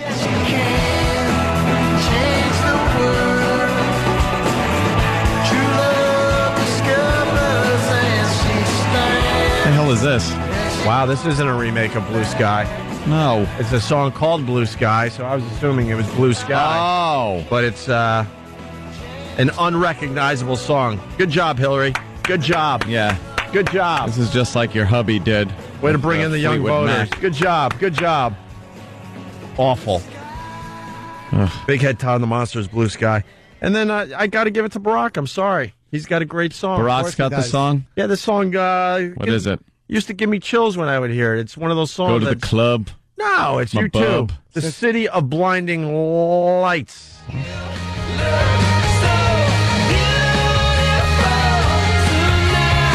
Doesn't make sense. No. What was looking beautiful for him? America. America. The City of Blinding Lights. He's all about America. It looks beautiful get to it him. now. Yes. Before you laugh, look ugly in a photograph. Oh, I thought it was going to be that F the police. F the police. No? Should have went with a black artist. He Don't should have. try to go with U2 like you listen to him. Come on. Go with something you enjoy. He's just trying to win over white Maybe he America. does listen to you No, too, he though. doesn't. Black people like black artists. White people like white artists. That's what my father says, and that's the way it is. Then explain Billy Preston. Who is that? Fifth Beatle. Was he? Really? Well, he was in there. He mixed it up with the Beatles. All right. Huh? Sorry, every time I hear the Beatles now, I just think of poor George Harrison I know. as old Puddinhead. It's so awful. Leaky ears. He's trying to sign a guitar. Hey, I think we could squeeze this in. Remember, I suggested the other day, I think it was like, Monday. Good job, guys. that we go on the street and just ask who they're voting for, Yeah, why. yeah. And this is where it just gets scary because these candidates are working really hard to get their message out there, and in the end, it doesn't mean nothing. People don't know what the People are going to vote for Barack because he's black. Cult of personality, man. There are people out there that won't vote for Barack because he's black. There are people that will vote for Hillary because she's a woman, and vice versa. They won't vote for her because she is a woman. Right. And Rudy Giuliani, they're going to vote for him because he did well during 9/11. That's what it basically comes down to. They could babble all they want on TV, but in the end, a majority of the voters are just voting for ridiculous reasons. Yep. Okay? And I think this proves that. What's your name, sir? Eric. And registered Democrat? Yeah, yeah. Are you leaning towards... Even if I wasn't, I mean, with the person we have now, the two characters, if it was the opposite, I would vote Republican. It's just, I want this mess over with. What a lousy two. It was bad. So as... Better at this point. I want to punch that gentleman. Yeah, he never really got some to reason. his Very answer. annoying. But that guy gets a vote. That guy gets a vote. He gets the vote. I think we got part 2 of this guy, hopefully? Yep. Okay. As a registered Democrat, your obviously two main choices right now are Hillary Clinton and Barack Obama. I guess, or Ron... Yeah. So is there one way you would lean, or... This is another classic story. This is really weird. You got a person who's a black man running for the first time, and he's not actually black. He's mixed. The way I look at it. And then you got a first woman. So you put that together. That's a real. And I think they're both great people. That guy gets a vote, and he will be voting. By the way, this is Matt's bid. You got a bid, Matt. Finally. Yes. Hey. Turn Matt's got a bid. You should do this every week. All right, cool. With that guy. Every few days, you should just hand in, your latest crop. You know, a guy like that would be great, though, to talk to on a regular basis. Yeah. Imagine that idiot's take on anything. Oh. Yeah. Can't even talk about it. He's like this. He's a mix the way I see it. The way you see it? Yeah. Okay. What, cross-eyed? Through Mobangs?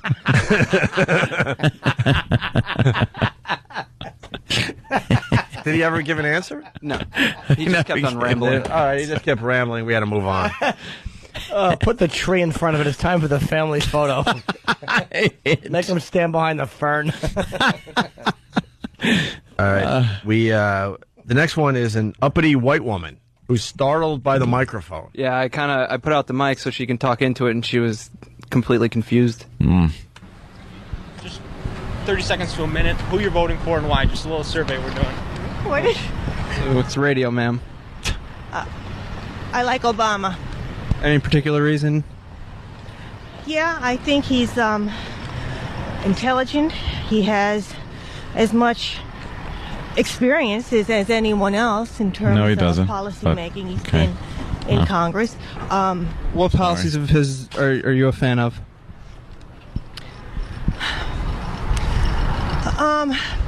I like the fact that as much as he is against the war, he is not advocating a 60-day pullout, which to me feeds right into the enemy. She gets a vote.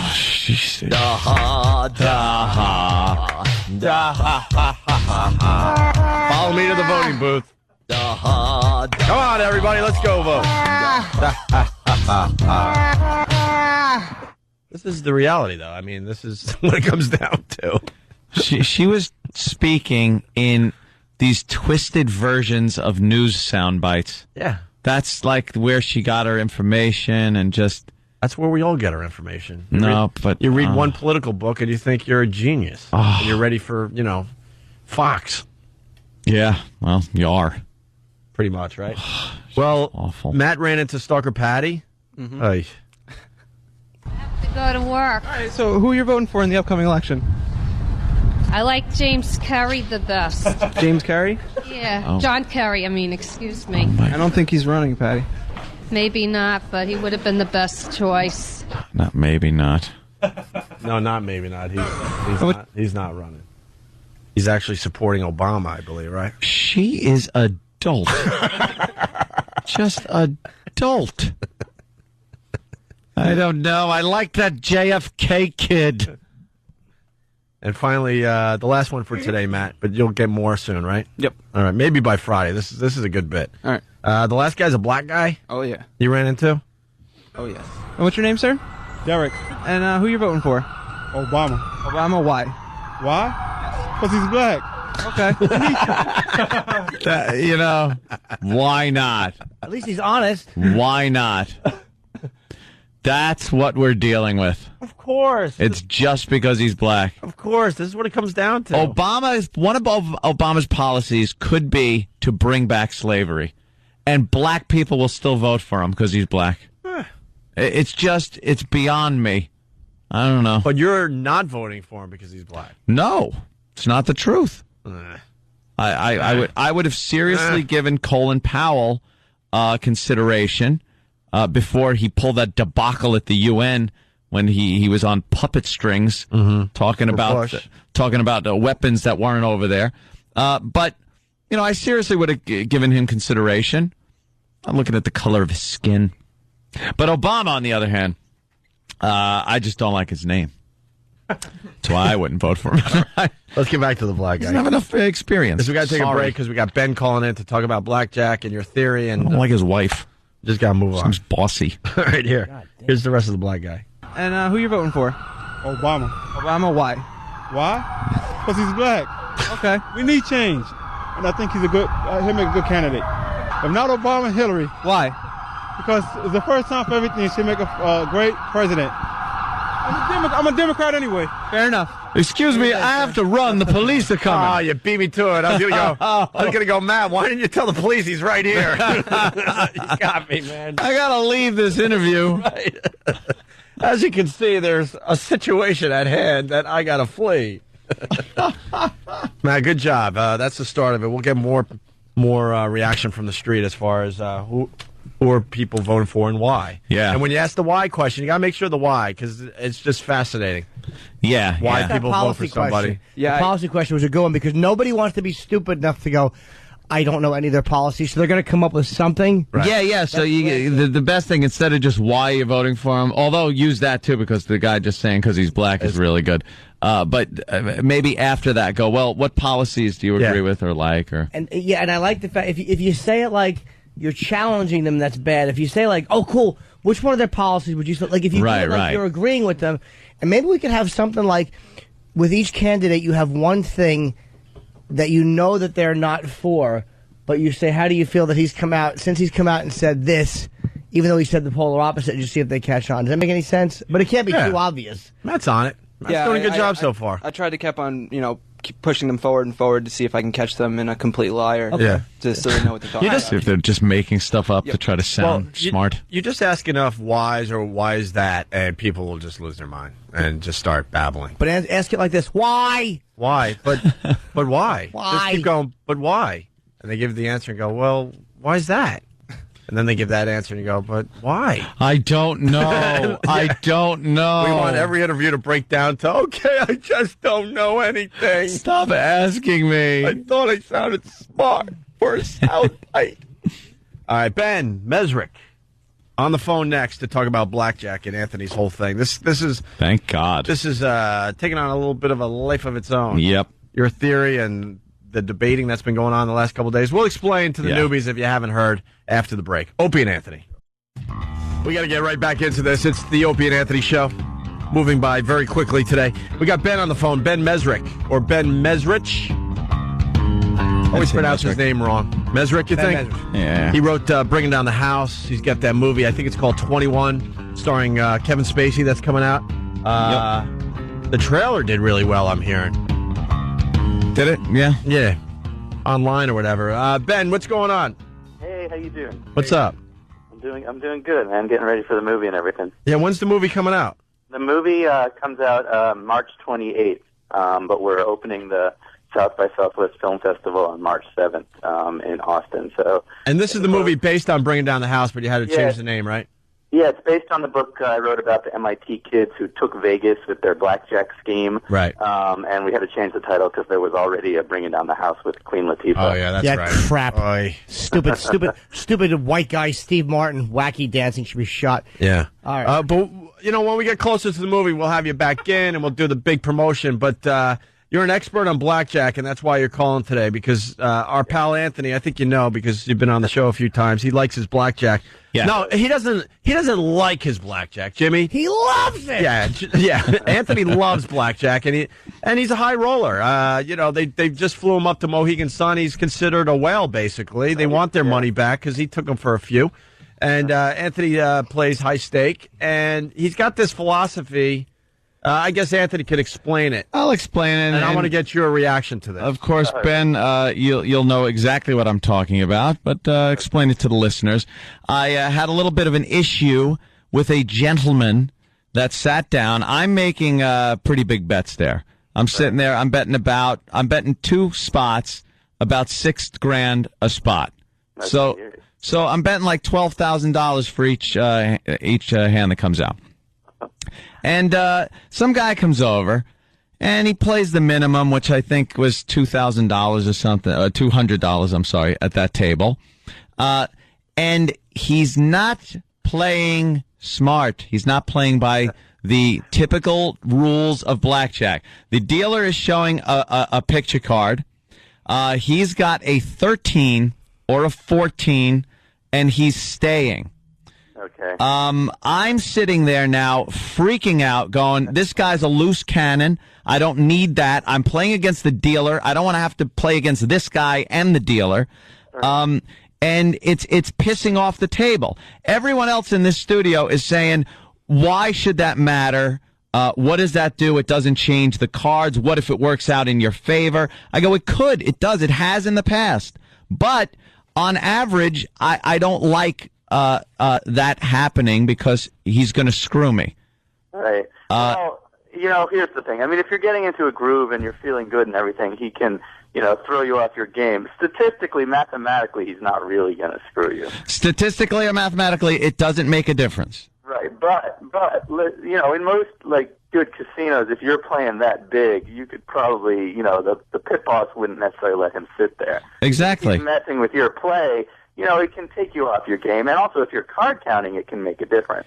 Ben, right. Oh, that's what the guy said yesterday. So if you're counting cards and he's not making the plays that would be expected of someone who's playing by the rules, it matters. But if he's not counting cards, does it matter? It won't do anything to your game other than annoy you? If you're not counting cards at all, if you're not keeping track of the face cards at all, if you're not keeping track of the aces, if you're not keeping track of the small cards, if you're not doing any of that and you're just playing, by luck, then it really shouldn't matter mathematically. But I do understand that it's annoying. Well, I do look at the number of low cards that come out. If you're keeping a good track of low cards, and you've got a guy who's not taking when you think he's going to take a low card, and that changes the way you think. But really, it shouldn't make a big difference mathematically. Well, Ben, I want to jump in. I understand what Ant's talking about on an emotional level because you want to focus on what you're doing and stuff, and this could take you off your game, and you're getting pissed off at this guy because you feel like he's not playing it right, and that's going to distract you to the point where maybe you start making dumb bets and things like that. You're just not focused.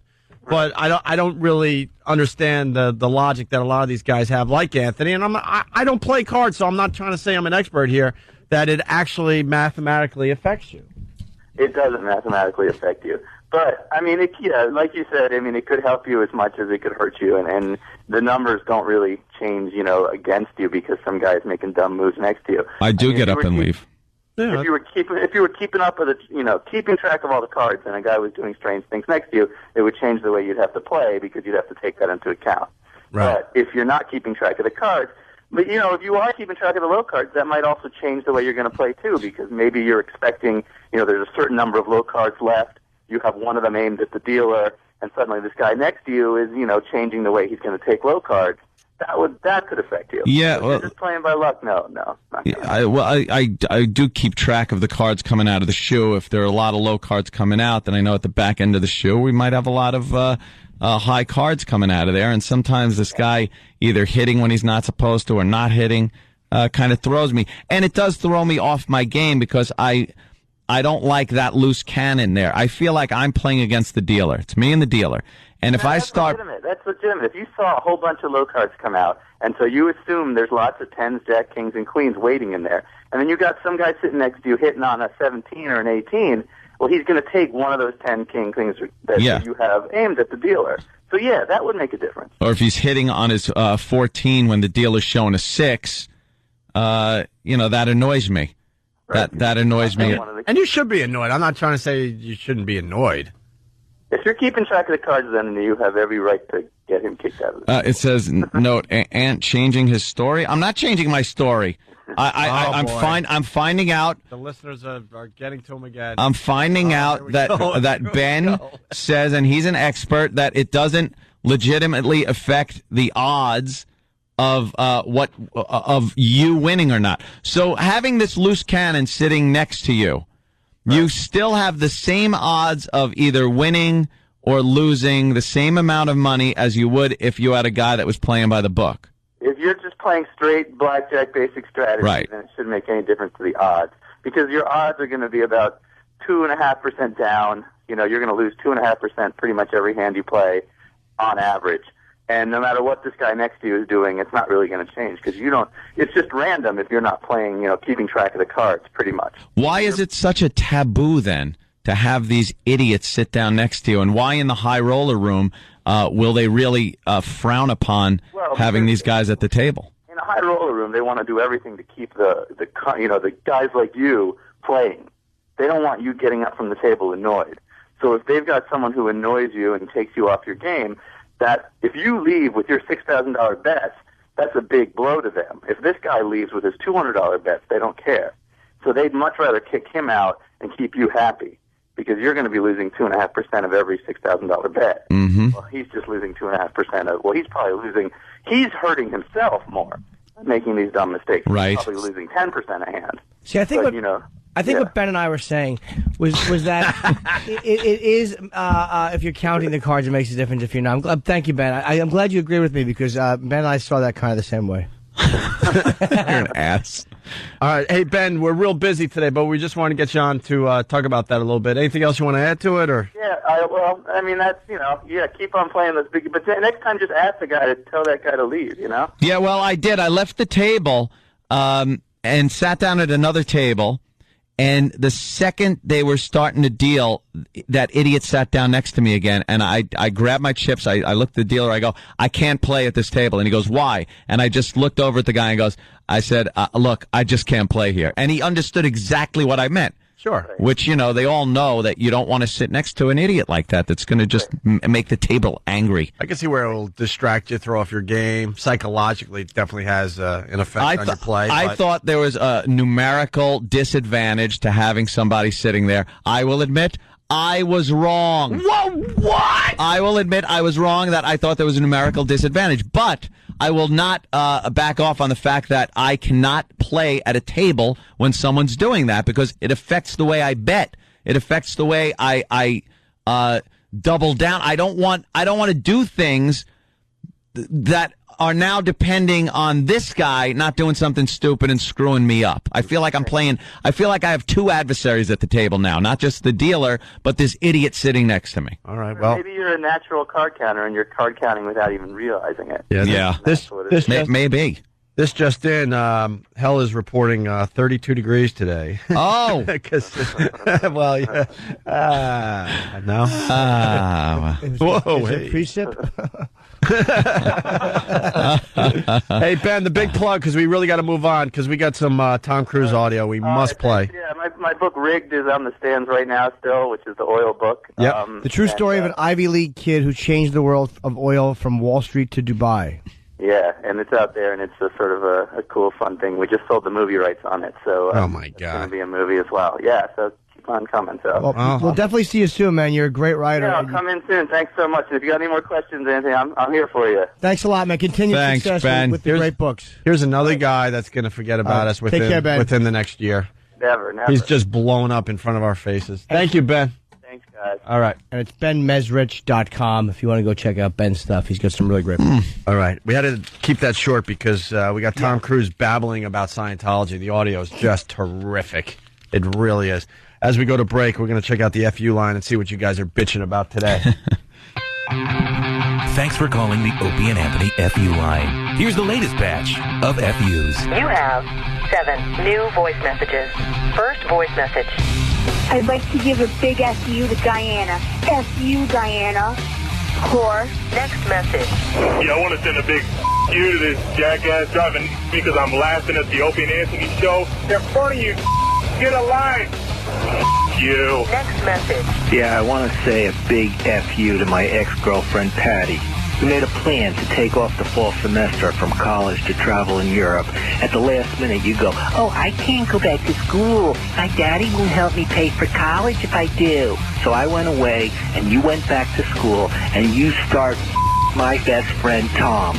F-U, F-Tom. Next message. Hey, this is James in New Hampshire. I want to send a big F-U to my piece of boss, who, while he was busy taking at least 8 vacations this year, I was running his company for him. He had the most profitable year and did more work than history, but I made less money with less health benefits and less bonuses, you face.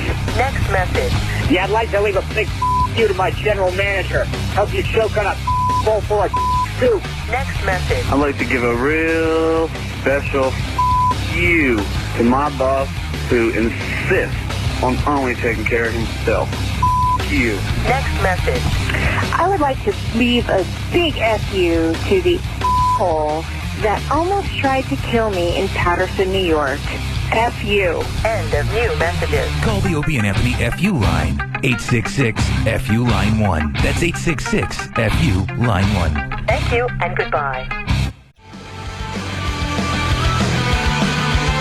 Hey guys, Opie and Anthony. Getting ready to finish up for today. We might try to squeeze in what did we learn on the Opie and Anthony show. If you got one, give us a call. 877-212-0-A. Tom Cruise. Now we got Andrew Morton coming in tomorrow, finally. I think we're the last interview he's doing. I thought we had some big coup, a big exclusive, but every time I turn around, I'm watching another interview. He wrote a book on Tom Cruise, and hopefully he'll answer some of our questions tomorrow. But a tape has surfaced of Tom Cruise babbling about Scientology. Really? And doesn't make him look good. Anytime anyone's babbling about that religion, they never sound rational. Yeah. It's kind of an odd thing. No matter how they talk about it, it just sounds like a bad science fiction movie. That's all it sounds like. Like Battlefield Earth. I'm going to get a yogi. What? Yeah. You're going to get your personal yogi? Yeah. A yogi. Hey there, boo. No. A yogi. Oh, not a bear that talks and steals picnic baskets? I'm going to do like some of that different. Intense yogurt. Yeah. And I'm getting a personal yogi. A personal yogi. That will be like a therapist / personal trainer / spiritual advisor. That's what I do now. Oh, no. I'm shaving my head within weeks. No, you're not. To start the process. To cleanse? To cleanse the soul. I don't think that works. What? No. What, a yogi? Cutting your hair. I cut my hair very short, and it did nothing. No, but it just made my head more obvious when I was driving by prostitutes. Like, I recognize that guy. Shaved head. Shaved head guy. Tom Cruise, here we go. What a Scientologist can do. And he's going to mention KSW in this clip. That stands for Keep Scientology Working. I think it's a privilege to call yourself a Scientologist, and it's something that you have to earn. And because a Scientologist does, he or she has the ability to create new and better realities and improve conditions. Being Scientologist, you look at someone and you know absolutely that you can help them. So for me, it really is KSW, and it's just like, it's something that I don't mince words with that, with anything that LRH does. But that policy to me has really gone, boy. And there's a time I went through and I said, you know what? When I read it, I just went, this is it. This is exactly it. He said absolutely nothing there. That was a babbling mess of nothing. He doesn't seem like a very bright guy to me. No. Oh, my God. What'd you eat last night? Wow, that one took me out. Oh, sorry. Just Metamucil. Wow. Wow, did that just Ate take me Metamucil last night. out. Wow, Jimmy. Jesus, Oh, I'm Jimmy. sorry. Usually I'm all right. That one is... I've been dropping them all morning. I can't help it. My God. Wow. Oh, my God, my eyes are tearing. Well, Wow, that hit me bad. he just doesn't. He seems like Scientology to me seems like a fairly. It seems fairly like almost like somebody saying you got to believe in yourself, and it just seems like a fairly simple philosophy. And if they disagree with that, well, then how about you let us in on it? Stop keeping it such a secret. Yeah. Like, you want to be a real religion, or you want to be seen as a religion and taken seriously. How about you don't hide everything? Yeah, it's all very secretive. Yeah, why would it be secretive if you want to try to help everybody? Well, because with it sounds wacky to the layman. They would sit there and just go, all right, this is some kind of wacky thing that the... help us understand. No, there's no understanding. Here's the next clip. Scientology is the authority on everything. They can also cure criminals. We are the authorities on getting people off drugs. We are the authorities on the mind. We are the authorities on improving conditions.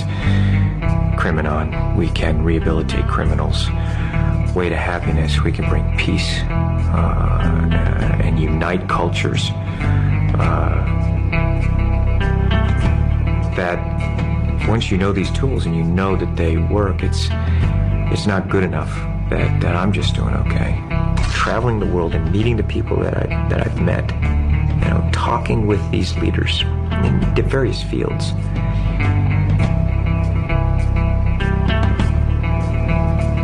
They want help, and they are depending on people who know and who can be effective and do it, and that's us. Just a pompous jerk-off. He sounds like a pompous jerk-off. It's not saying anything. Especially when it's almost like this, we are the ones who can do this. It's like, well, there are 12-step programs, you dummy, who have been helping people free of charge for many years. Mm-hmm. No dues or fees. Stop it. I'm not saying Scientology can't help with addictions. Maybe you can. But I think anything can for somebody. Yeah. It's a goofy thing. Enough people are into it where it has some legitimacy, but it just seems a little wacky. I just don't like them. They seem so arrogant. Yeah. You're not these geniuses that are saving the rest of the sheep. They think they are. And God, that irritating. Isn't it more of a cult? I don't know. Because it's very exclusive. They don't want too many members. I assume. It's like a video game. You got to level up.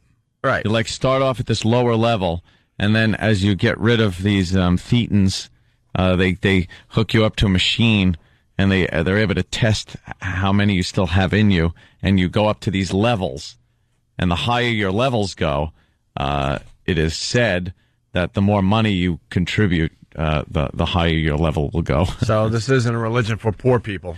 No, No. just suing everybody. That's good. Lovely group. Say something they don't like, they drag in a court. Yeah, that's good. It's their whole power base is that they can't be a joke.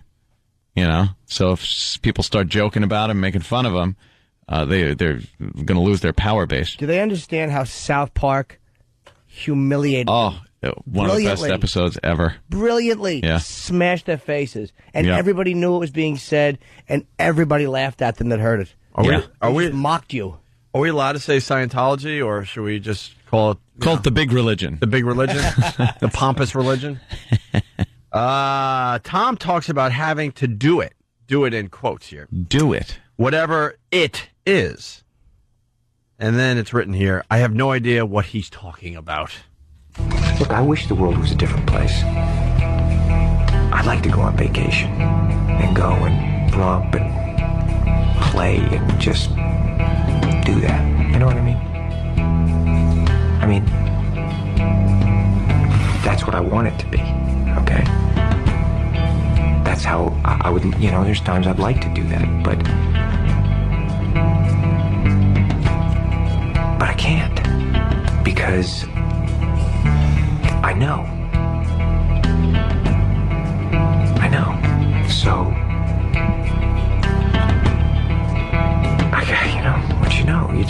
I have to do something about it. It's not you know, you can sit here and wish it was different, and then you look at it and you go, okay, this is it. All right, okay. And there's that moment where you go, you know, I have to do something, don't I? Yeah, I really have to do it because I can't live with myself if I don't. And that really is it. I don't care if someone thinks it's hard or easy. You're either helping and contributing everything you can, or you're not.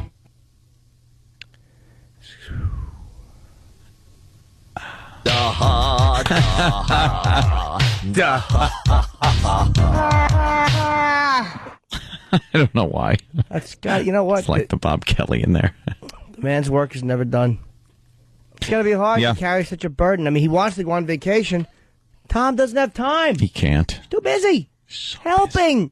He has time to live in an amazing mansion in Beverly Hills, though. He's helping, Hope. I mean, sure. I mean, making movies like Mission Impossible 3 is helping. That's helping people. Let's say hi to John in Kentucky. John? Hey there, Jan. Hey, how's it going, guys? I'm the guy who accidentally groped his father-in-law when we were talking about embarrassing stories. Oh, yeah. What's up? Jimmy.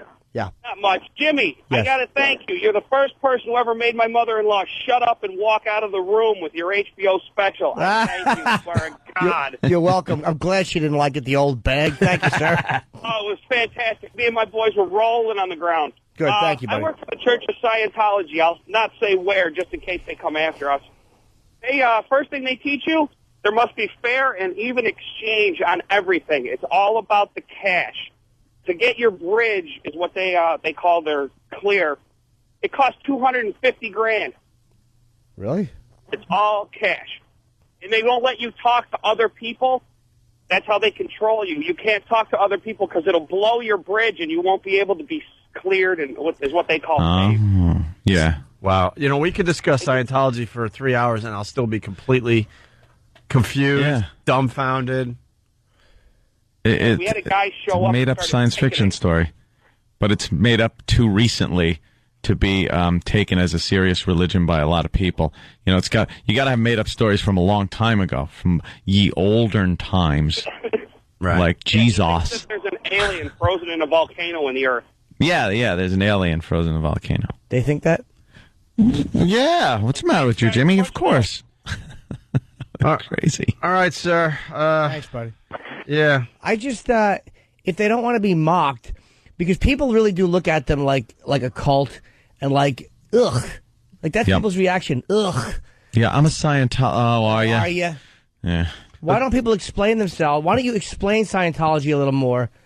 And I mean, Tom Cruise, look, I like him as an actor, but he's not the best spokesman. He comes off as extraordinarily condescending and pompous. Matt Lauer chewed him up in that interview. It was great. He was being glib. Very, very smug, very I'm informed and you're not. And it's like, hey, pal, the rest of us aren't sheep. Yeah. You haven't spent your life studying brilliant things. Your job is to say things that other people have written and look handsome. And you do both very well. That's what he does. But without a script, when he's just babbling like that, wow. Nothing. Let's say hi to Anthony in Jersey. I'm trying to find some excerpts from the Morton book that we got him coming in tomorrow. Andrew Morton's book on Tom Cruise. Go ahead, Anthony. Hey guys, how you doing today? Good. I just watched literally last night a DVD. It's called An Introduction to Scientology by L. Ron Hubbard. It's the only interview he gave, and he made no sense. I got done watching. It's supposed to answer all the questions of what Scientology is. I had no friggin' clue what the hell he said, except it raises your IQ, and that's it. And the way they talk, I'm like questioning that. Raises your IQ. I've never heard a person, like when Scientology, when the Dianetics, I mean, there's a lot of good advice, I think, or good basic advice in there, but I've never heard a person who I think is intelligent explaining Scientology or making me go, all right, that makes some kind of sense. Or that really seems like it's inspiring. I don't know how they suck these people in. I think people are dumb. Well, we all want a little of that hope and a little of that faith. So is that what it is? I think it's kind of easy, actually. Andrew Morton coming in tomorrow, talking about his Tom Cruise book, page 278. Allegedly, Katie signed a Scientology contract that fundamentally changed her human rights and those of her future children requiring that if she or any of her children were ever to suffer from mental or terminal illness, they must turn only to Scientology's treatments. She must never use psychiatric care or psychiatric drugs.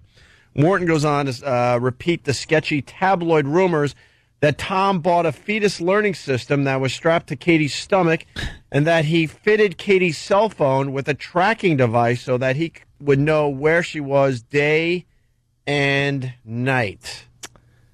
Without naming his sources, Morton, this is some of the stuff hopefully we'll get to tomorrow, spins the following yarn. Some Scientology sect members sincerely believed that Katie Holmes was carrying the baby. Do you got any Austin Powers sound effects over there? That Katie Holmes... Oh, damn it. Yeah, was carrying the baby. Carrying the baby. Who would be the vessel for L. Ron Hubbard's spirit. Wait, what? When he returned from his trip around the galaxy. Wow. True believers were convinced that Tom's spawn would be the reincarnation of L. Ron Hubbard. God, they so badly want a Christ. Some fanatics even wondered if the actress had been impregnated with Hubbard's frozen sperm. Jesus Christ. And Diane Sawyer, fraudulent journalist that she is. No one brought this crap up. And I guess she had to sign something saying if you interview her. But not one real question. We just want to hear about her dumb movie? Yeah. Are you out of your mind? Go to TMZ. They did a whole thing on what Jimmy's explaining. TMZ did a montage of Katie Holmes' interviews over the last few days, including Letterman, Diane Sawyer, and a few other places. And they mocked the fact that none of these people were brave enough to ask one Scientology question. Like, I like Letterman, but he went after Paris Hilton for going to jail, and it was funny. It really it's like, was. why wouldn't you at least address this? You don't have to attack her for her religion, but at least address what is in the news. It's all over the place. They probably had to sign something. She's not coming on your show if will you Bob. agree to not. If you agree to not, mention Scientology. Why don't people just they're starting to write these contracts for these interviews. Why do people want them? None of them are interesting. Right. Okay. Hubbard's frozen sperm. How'd Katie feel about all this? Morton puts his intuitive powers to the test to produce this gem. Katie might have felt as if she were in the middle of a real-life version of the horror movie Rosemary's Baby. What are you doing? Game. This was the one under. Good thing it wasn't this one. In which we know what Rosemary Berry, right? Of course. Which an unsuspecting young woman is impregnated with the devil's child. You want to learn about thetans? Yeah, what are the thetans? Operating thetans, scriptwriters, Scientology, over him, acting, when Tom... the most important is when Tom accepted an invitation to the Scientology Gold Base in the California desert, a secret location, by the way. Of course. Head honcho David blah blah allegedly announced to his staff, the most important recruit ever is in the process of being secured. His arrival will change the face of Scientology forever. Wow. Yep. Just like Judaism and Catholicism. That is something. Here's more Tom Cruise running out of show here, talking about Scientology. Okay. Because I'm carrying my load. All right. And only that, as much as I'm carrying, I still feel like I got to do more. All right. There's still a thing of, let's go. You can just see the look in their eyes. You know the ones that are doing, and you know the spectators who are the ones that are going, well, it's easy for you, or what am I doing? And it's just, that thing is, I've canceled that in my area. It's like, man, you're either in or you're out. That's spectatorism, and it's something that is, we have no time for it now. Spectatorism. So it's our responsibility to educate, create the new reality. We have that responsibility to say, hey, this is the way it should be done, because we do it this way and people are actually getting better. And let's get it done. Let's really get it done and have enough love, compassion, and toughness that you're going to do it. and do it right. He's so important to the world. Revolting. Thank God for Tom Cruise. Just sounds like you know what he reminds me of. He sounds to me like a dumb jock trying to sound smart and gentle. Dude, you just got to go out there and help. Shut your mouth. Yeah. You're not this bastion of beauty in an ugly place. Two more excerpts Hope that was the right word. Two more excerpts from close enough. Yeah, Andrew Morton's book. The Cliff Notes, by the way. Roland sent this to me, and I greatly appreciate it. And we're going to have him on tomorrow, Andrew Morton. Who, Roland? Hey, just got to go. Hey. Morton says Tom progressed to what Scientologists call the Wall of Fire, or operating Thetan Level 3. Level 3? He leveled Wow. up, where the secrets of the universe, according to Hubbard, are revealed. Oh. Allegedly, Tom found the knowledge he had just received disturbing and alarming as he struggled to reconcile the creationist myth with the more practical teachings contained in the lower levels of Scientology. The lower levels. You got to get to the top. Top of the pyramid. There's no passing in Scientology either. Got to answer everything right. It was recalled that around this time, relations became ugly between David, the big guy over there, and the Hollywood actor. Tom complaining that he had studied all these years and the whole faith was about space aliens. Space aliens. So he was like, what the F am I doing?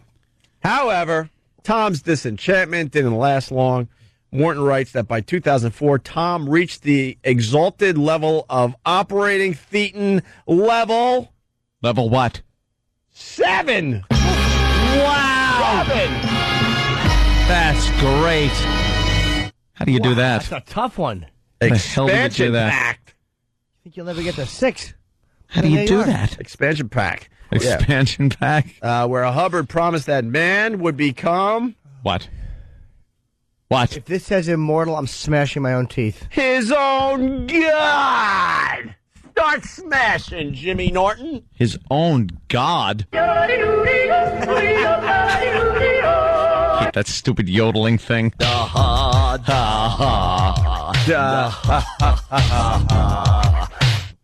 Yes, his own God. What's level... I know we got to wrap up. What is it? We'll finish when we're ready. Yeah, you tell him, Ope. What's level 7 like? According to former Scientologist Peter Alexander, you believe that all your problems are due to these Thetans. Thetans. So when you come back into reality, you're like, wow, this is a nice day. My dog's been killed, but that doesn't matter. I realize that I am a being who has lived endlessly, contacting all those long-lost body Thetans. So nothing is really a problem. That's great. Well, they just trying to take the piece of Buddhism and mix it in with something flashy? With aliens. With space aliens. With a science fiction book. It's Space Invaders. Yeah, that's all it is. Yeah. All right, the final clip. It's quick, and then we'll get out of here. Everyone's panicking around here. This is the last thing from Tom Cruise talking about Scientology. Tom thinks about all the people that are depending on, long pause, almost says me, but then says us. Oh, thank God. I want to know that I've done everything I could every day. And I think about those people out there who are depending on us. And I think about that. And it does make me feel like, man, there's, we got more work. I need more help. Get those spectators either in the playing field or out of the arena. Then who's watching?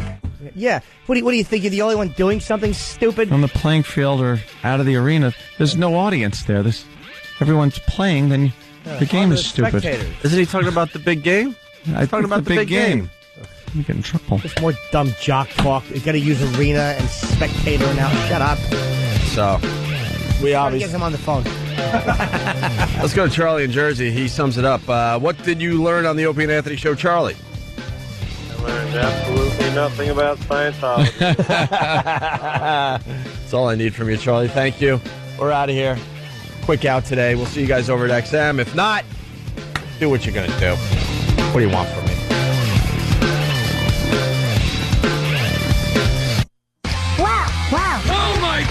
Are they nice and firm? Out Wednesday. Opie and Anthony. The Opie and Anthony virus. Get infected.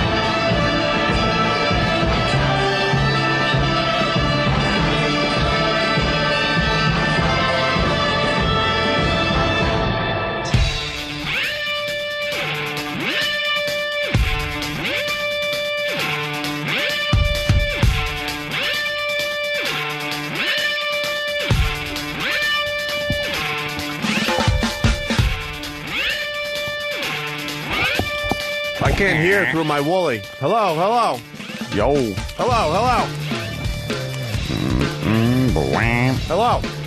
I think fans helping you out there. Fans are queer.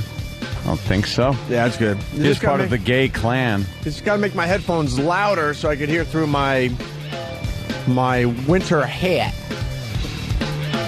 I'm going to shave my sick beard, I think. You're shaving your sick beard? You grew it during your illness? Yeah, for 2 weeks. Starting to pull at it. Yeah. I wanted to go really long. Is it itching? I wanted to look like a real creep, I decided.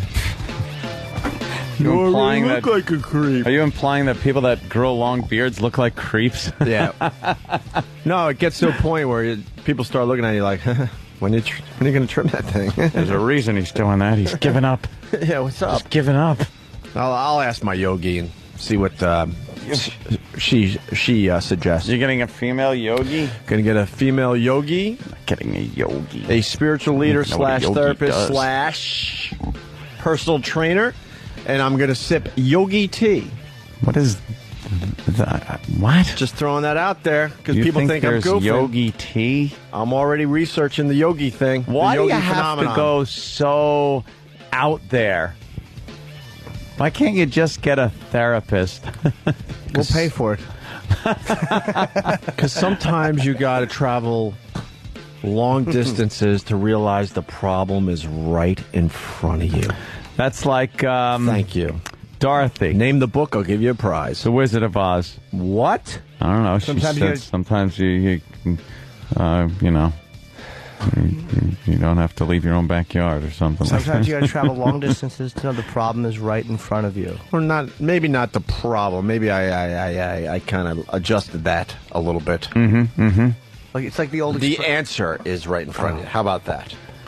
But what's a yogi gonna do? What does a yogi do? I don't want to tell you that stuff. You can't tell me what what is it? Scientology? I'll tell you what a yogi does. I don't want other people to know like the secrets of the yogi. They lay you on your stomach, nude. And they grab your ball bag and they pull it back between your legs, and they pull it up to your shoulders, and they say, "Look at your cape," and you have to reach up and hold it and make flying sounds. Ow! Then I'm going to be reading special publications. Yeah. Yeah. What kind of publication? It's top secret. I don't think yogis are secretive. The one I'm going to, have is going to be, top secret. Mm-hmm. Yeah. Yeah. And how is this supposed to help you? In what ways? It's going to be therapy. It's going to be a workout. And it's going to be some spirituality. Mm-hmm. Okay. As I drink my yogi tea. Yogi tea. And shave my head. To Shave your commit. head. That's all I'm saying right now. All right. We'll look forward to that. Jesus. Lost his mind. Oh, yeah. A little bit every day. Little bit. So Diane Keaton cursed on GMA, and you're thinking, deja vu. No. This No. is XM. So we can play it unencumbered by regulation. That's right. All right, I have to ask you about something. Lips. I mean, I love them. I'd like to have lips like that. Don't mind me. All right, I have to ask you about something. Yogi. I mean, I love them. I'd like to have lips like that. Then I wouldn't have worked on my fucking personality, or my personality. If I had lips like yours, I'd be better off. A crime. My life would be better. I'd be married. Now with some thin little skinny lips, what am I going to do? My mother's going to work on your personality with soap in your mouth is what she's going to do. Soap in her mouth. I know, excuse me. How about the FCC working on a personality with a $340,000 fine? You're right. Right. Jesus. You know what, though? The headline here is very simple. Let's take the power away from fuck and fucking. Yeah. Everyone says it. Just allow it on TV. I don't think there's a person alive that doesn't hear that fucking word once a day. What of the children? What about them? It's always about the children. They bring up the children and What's say the gonna children happen? can't hear it. What's going to happen if they hear fuck? Then they'll start using it. You throw fuck all over TV, the power goes away. Yeah. That's the problem with the N-word thing, that word has unbelievable power now. Yeah. If you just ignore it, it doesn't have power. Then again, when it was That's really, what my yogi taught me. When it was really, If you don't acknowledge it, it will just go away. Thank you. It's my yogi lesson for today. I have to disagree because when the word nigger was being used, we're saying the N word on XM, it's fucking ludicrous. Yeah. When that word was being used in a place where it was totally acceptable. Oh, well, yeah. It was kind of, you know what I mean? It was like, Yeah. it had power and it had meaning and it was bad then. Yeah. Like, it was a lot worse then than it is now. Yeah. That's for sure. Yeah. But the word fuck. Fuck's different. I don't know. I don't want that word just being thrown around willy-nilly. But it is and being becoming thrown like, around. But everyone throws it around. Yeah, but it's still kind of fun to use. I don't want it to become like the word the. So you wanted to have that sting. Yeah, it's got to have a little punch. impact. Yeah, all right. I see it that way. Fucker, you know. I see it that way. Do you ever refer to your cock as a fuck stick? No. No, Jimmy, no. No. Do you, to, like, girls? Girlfriends? Yeah. Say, take my fuck stick? My entire fuck stick? Use it in a sentence, Jimmy. Give us a good example of how you use that in a sentence. Here's some fuck stick for you. I don't think that... And what does that do to girls? They get real wet and crazy. Cool. Yeah, I yelled that at them while I'm inside pounding. Get her done! Get her done! It's always nice to be welcome. Oh, hey, what's up? Larry the Cable Guy. This is Larry. Or is it? Huh? Is it? You ain't gonna believe what just happened to me. What happened? Well, I'm on my way, honest to God, I'm on my way to a funeral. Yeah. And I'm driving down the road. My grandpa passed away. He got a prostitute, and when it was done, he went to light a cigarette, and his oxygen tank exploded.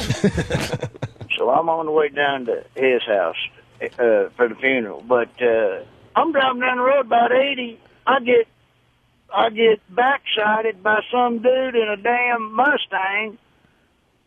And believe it or not, I mean, he hammered me in my car. I'm like, oh, shit. I pull off to the side, and some old man comes up. Listen, I ain't got no phones. I ain't got nothing. We got no fault insurance. And it doesn't look like you got a lot of damage. And believe it or not, all I got is a couple of little rubs on the back of my car. And he slammed into me. I don't get it. But that just happened just now. I'm pulled off on the side of the road here on the interstate. Oh, it really happened. Oh, I thought you were setting up a bit. Jesus. I'm sitting there going, are you okay, Larry? I'm sitting there going, all right, and the punchline is? No, that just now happened. It's unbelievable. So you got rear-ended, did you? I got rear-ended, my friends. Wow. So what, you got to wait? Since you're speaking of rear-ended, let me ask you something. In a gay relationship, who gets the remote? That's a tree in the forest question right there, son. No, I'll tell you who I think I figured that out. Yeah? Whoever's not in the bathroom wiping blood off the back of their legs. Oh, shit. Wow. You know what? That's why I called to Jim Norton has all in. Did y'all have a good Christmas? Yeah, Christmas is all right. Oh, yeah. Yeah, absolutely. It is what it is. You know what? I got so irritated everybody would say, have a good holiday. You know, it's Christmas. You know, the Christian believers only get 3 holidays a year. You know, we get Christmas, Easter, and the Daytona 500. Right. So it's like, let us have Christmas. But I had a nice time. I took my little boy Christmas shopping, and he was wearing a camouflage onesie, and I lost him in the Christmas tree section for 20 minutes. Oh, my God. It was embarrassing. Me and the manager had to walk around Walmart looking for a 2-foot-tall pine tree that smelled like crap. Now, have you ever seen Miracle on 34th Street? Of course. Of course. It's a classic.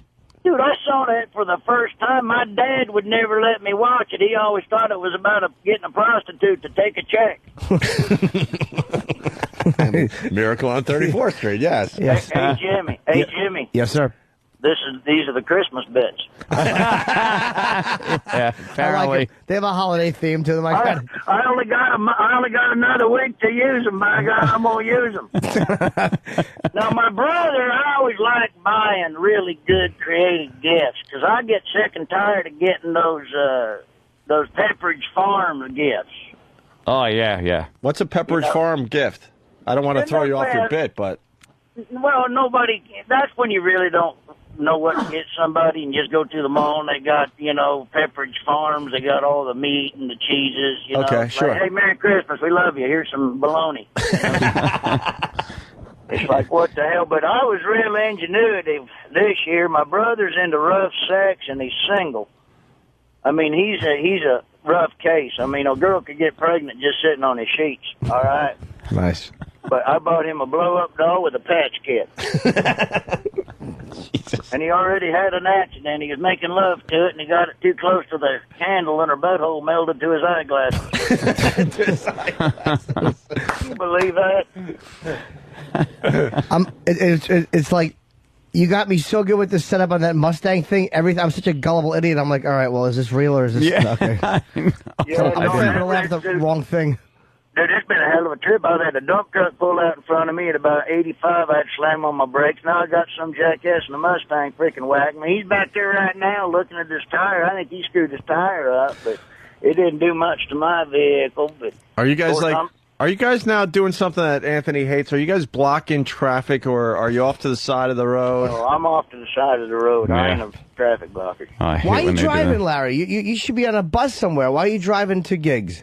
Well, you know, I live the same. It ain't a gig; it's a funeral. Oh, dude, you just Wait, said so that. the funeral's real too? Yeah, that's real. That's real. Oh, yeah, I'm going to a funeral. You know, the guy that started the Comedy Corner in West Palm Beach, where a lot of comedians got their start, he passed away. Okay. He was 54. I just felt I should go to the funeral, so I'm on my way to the funeral. But I got to tell you, you know, I might turn around and head home. These drivers out here. Did the guy that hit you know who you were? No, he had no clue. I got sunglasses on and I'm wearing sleeves. If I'm wearing sleeves, they got no clue who I am. That's all you got to do. Hey, what the guy die at 54 is kind of young.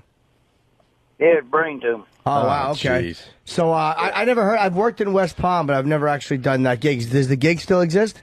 No, you know what? It's not there anymore. They got an Improv down there now, but it used to be one of the top 5 clubs in the country. I mean, everybody come through there. I mean, I saw, Leno, Seinfeld, they all come through the Comedy Corner at some point.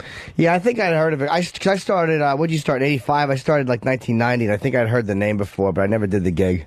Yeah, it was a real good club, so I'm headed down there to do that if I make it. Good Lord. How far do you have to drive? Oh, I'm about 47 minutes out.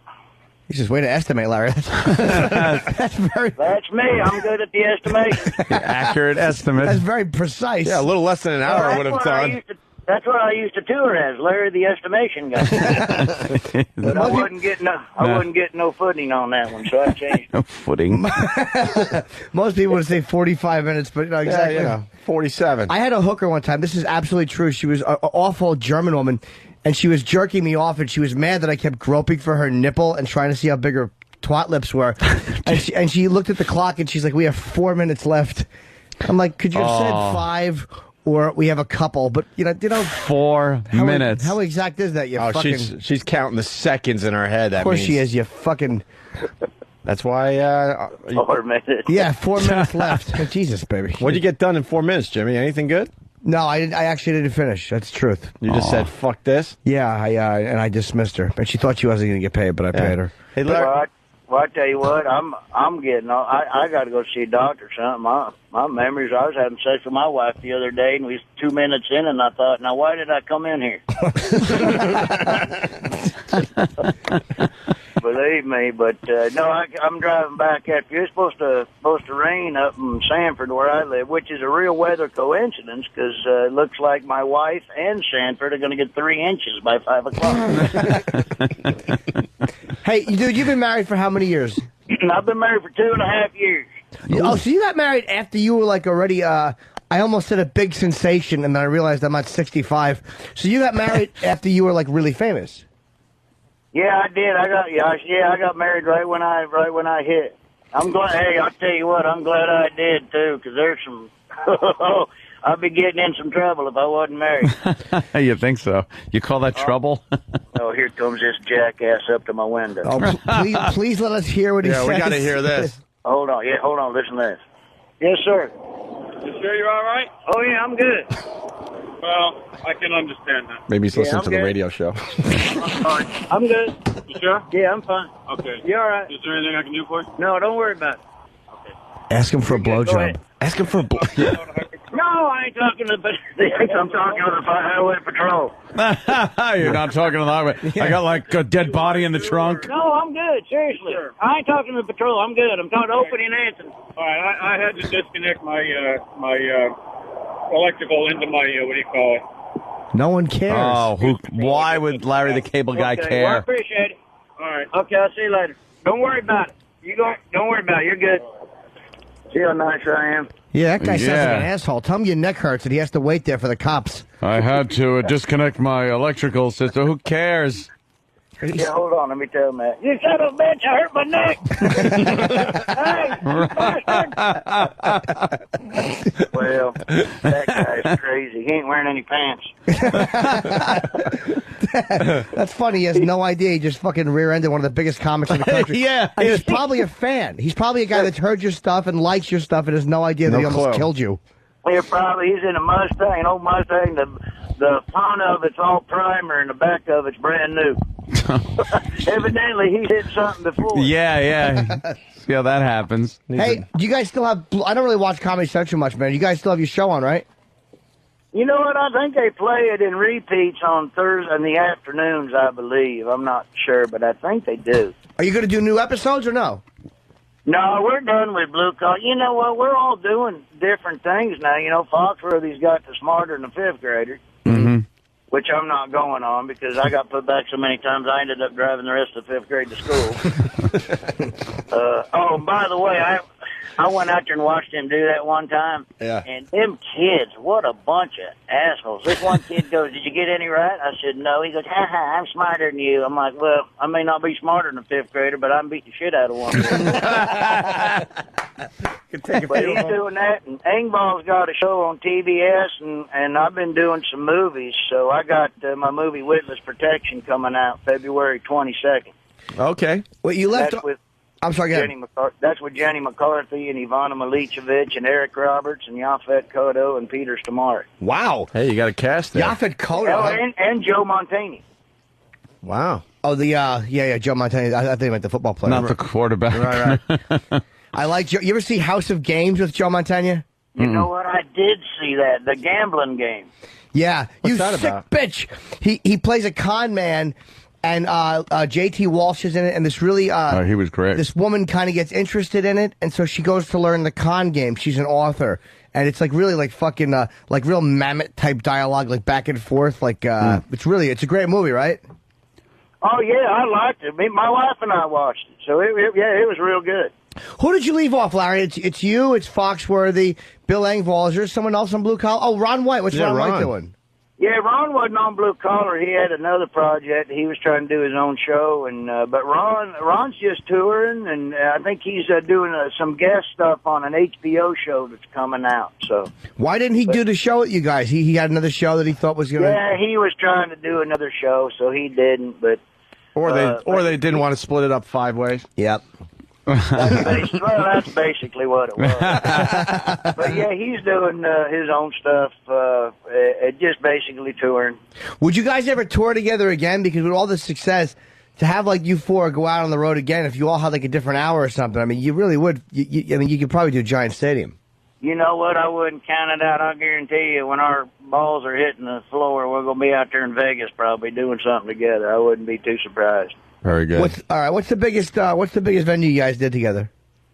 The biggest one we did together is still an all-time record. We did the Gaylord Center in Nashville, Tennessee, and the biggest show they ever did, well, it might have been broken now by Miley Cyrus, but the biggest show by Hannah Montana, but the biggest show they had at the time was Elton John and what's his name, you know, they toured together, Elton John and Billy Joel. Billy Joel, probably? Billy Joel, and I think he did like 19,000. We did we did almost 21,000. Jesus, for stand-up. Wow. Yeah, that was insane. That was the biggest show by far. But that Hannah Montana, I think she did 2 sellouts there, so I think she did 21.5 each tonight. So. Well, right, you're promoting this Friday and Saturday. Larry is in... Is it wrong to want to bang her? She's good looking. Not at all. Not at all. I hope not. Is it wrong that I think that she's past her prime? Dude, I'm telling you, she looks like she's, where I'm looking, she could be 25. Of course. This Friday and Saturday. You know what? But that's the thing about her. You'd go to put a rubber on and accidentally put on a Chinese finger trap or something. You know? Still got them kid toys lying around. Try getting that off. Yeah, those are tough. I'm trying to get. Yeah, I'm gonna be. I'm at where am I? I'm at Nassau Veterans Memorial Coliseum, May 2nd at 8:00. Very good. That's in Nassau, New York. Yes, sir. It sure is up in Uniondale. All right, so it's Nassau Coliseum, and it is, I guess, Ticketmaster is where all your stuff is, right? Yeah, you can get everything at Ticketmaster. You know, my brother used to work at Ticketmaster, and he quit, and they charged him a $50 quitting fee. Hey, this Friday and Saturday, do you still have tickets available in Nashville? You know what? I believe maybe a few for the second show on Saturday, but they're calling it sold out, but I'm sure you can finagle something. All right, so it's at Jackson Hall if you happen to be in Nashville. And you can go to LarryTheCableGuy.com for all his tour dates. Yes, but May what? May 2nd. May 2nd, here in New York, Nassau Coliseum. Out there on Long Island. Larry is still doing fucking arenas, man. It's amazing. Hey, Larry, what do you think of Britney Spears?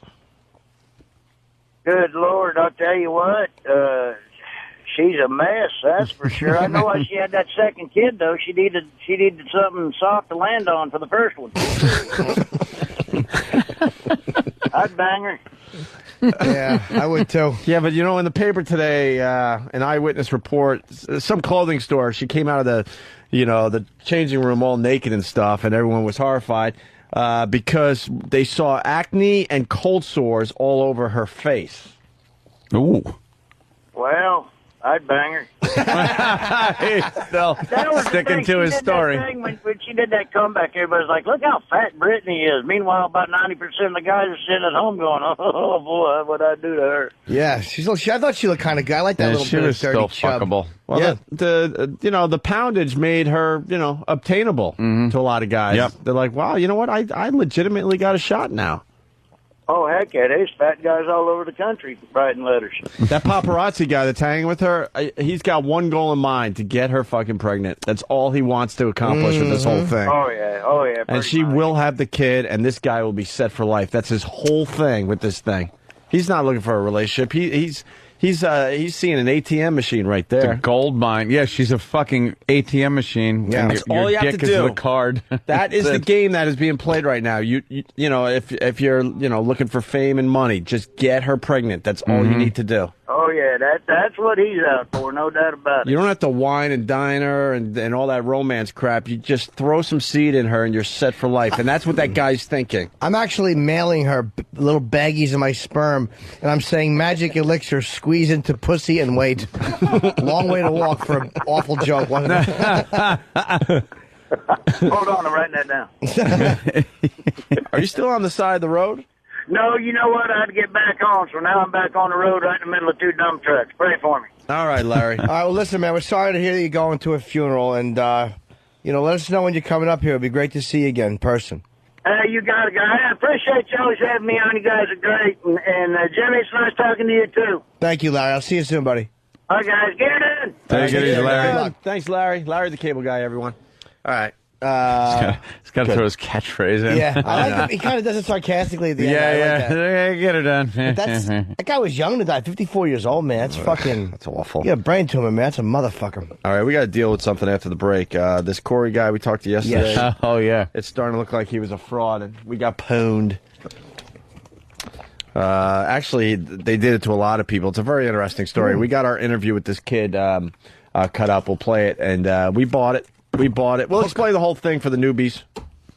But we bought into it, and we'll explain. Why wouldn't we? And the real kid is up on child porn charges. It's getting a little crazy. What? I guarantee you someone videotaped with a cell phone, a girl who's 15. Some bullshit. Yeah, we'll get into it. Stay there. Hey, this is Larry the Cable Guy, and I'm half-eared and Jim Neighbors with a wheelbarrow full of buttholes. You're listening to Opie and Anthony. The National Board of Health and Lucky Fella brand suppositories bring you Your Body and You. Hosted by famed sexual behavior expert Professor Jim Norton. I'm a perv, and I'm weird, but I'm straightforward. Professor Norton outlines his very hands-on approach to sexual education. Wait till your kids are sleeping and just lay over one of them. They won't know. Oh, Jesus. What? For example, the art of foreplay. The first thing I do is go to the bathroom and take one of those 8 decibel shits. Oral sex. Why? Sexual experimentation. I was performing Tushalinga. And sexually transmitted diseases. I wish I had AIDS so I could bite somebody. And for the grown-ups, there's also a segment on marriage counseling. Honey, you're 41. Can I finally have the balloon knot? He'll also stress the importance of lubrication. You want it to sound like when your muddy boot gets stuck like a quagmire? Another word to the wise from Professor Jim Norton. Remember, on the face.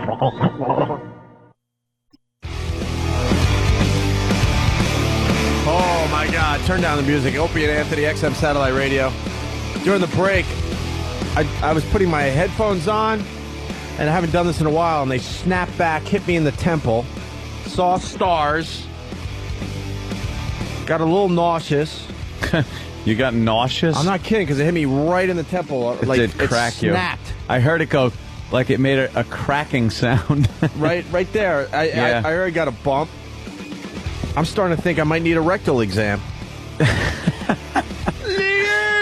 Egg. Linger. Egg. Wow. But that fucking hurt. Anyway, we got a bit of a soap opera on our hands that we're part of. Yeah. What happened?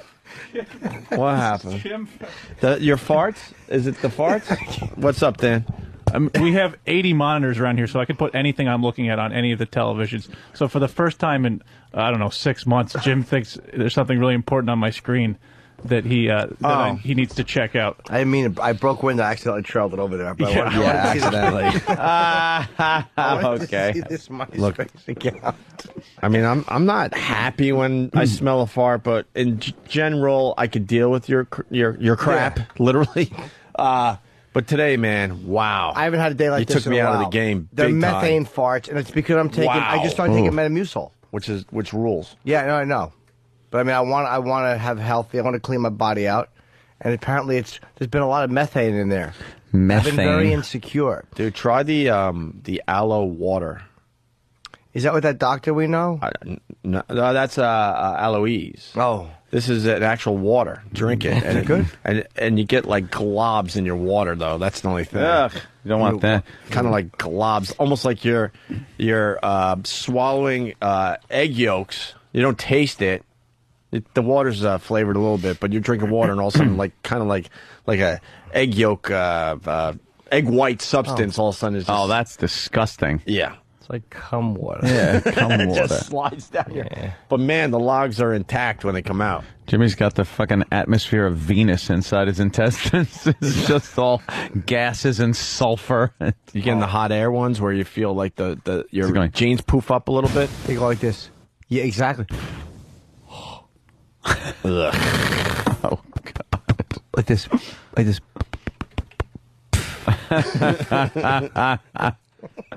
It feels so good. I wish me and my girlfriend weren't broken up. I would really like to fucking share these with her. You broke up? I think so, yeah. You think so? Yeah. No, What? that's... Wait, this is like breaking news. Well, I was kind of hitting to Break it the up other day. news. Yeah, you are hint. Where's You our are. breaking news sweeper? We're not allowed to use it, remember? Oh, yeah. We stole it from Fox. Oh, yeah. Big hullabaloo. Are you really done, Jimmy? I don't know. I mean, we're not even mad at each other. I mean, I'm not mad at her. I just think that we just keep missing each other. I just don't know. Have you guys discussed the Cowboy situation from the other Oh, day? yeah. We talked about it. I mean, and she definitely understands kind of where I was coming from.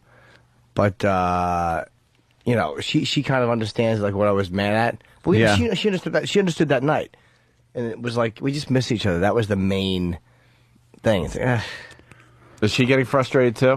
I think so. Yeah. I mean, she's the one who's more likely to go, look, why are we fighting like this? I hate this. If you guys break up, that's going to be sad. Yeah, it will be. I mean... you guys seem pretty happy together. A lot of times we are, you know? How long you been going out now? That's about a little over a year. Yeah. It's hard to say because we were friends for so long and just kind of melded into it in a weird way. It wasn't like this... You guys were pretty new when we were in West Palm Beach, Florida, and that was like in early December. Yeah. Think if you broke up, you'd still be friends? Not at first. Uh-huh. It would be too hard. Yeah. Because I like her enough, but it would be too hard. My biggest thing with a breakup is I don't want to think about them fucking somebody else. Well, that's which is very the natural. usual thing. But you can't stay because you're afraid of that. So I don't want to stay because I'm afraid of that. But then again, I do love her, and I would really... I just don't know. It's not a matter of do I like her enough. I know I do. But the fighting is just driving us both crazy. Both of us. It's not all her fault. Are they ridiculous fights?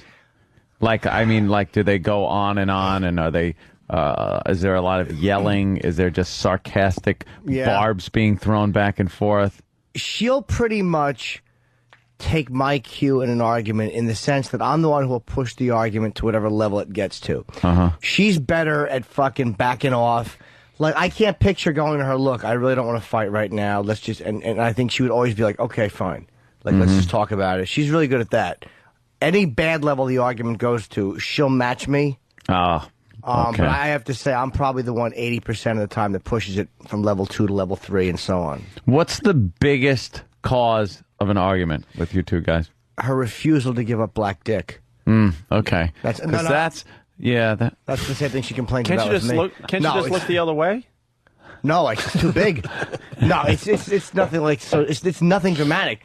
It's nothing about other people or any of that stuff. It's just the biggest is we're both, I think, very stubborn, and we both allow defects of our past to interfere with who we are today. Really? Yeah, I think so, man. There's no single issue you can say. Like a lot of people can say, well, here's money. Money is a big problem in the relationship. Or, dividing up the housework. That's a big problem. But is there any, one subject that just... I think she feels very much like she's in my space a lot and involved in my life, and almost like she feels like a player in my life, like my schedule is set, and I'm comfortable with my schedule being set, and she feels like she always has to accommodate what I'm doing. Right. Which, to a certain extent, is look. I have a set schedule. I can't help that. Yep. But I can understand why that would be annoying. Where everything we do pretty much is based on Jim Norton and Jim Norton's convenience and Jim Norton's schedule. It's almost like she probably feels like, what am I fucking? That is a problem with this job. It's very difficult, It man. really is.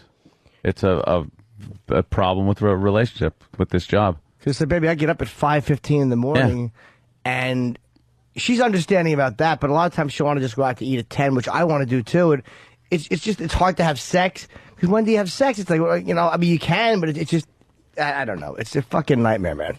The schedule is very tough. This job is very frustrating. Does your chick stay up when you go to bed? Like Lindsay will go out and watch TV or something, or go on the computer when you're in bed? Yeah, or come to bed with me with her laptop. It depends, but it's just... Jimmy's right. The whole thing is, after a while, the girl kind of feel like she's just kind of putting along with you. Yes. You're kind of the guy. You got the important one. Yeah. Yeah, and, she feels like a bit player.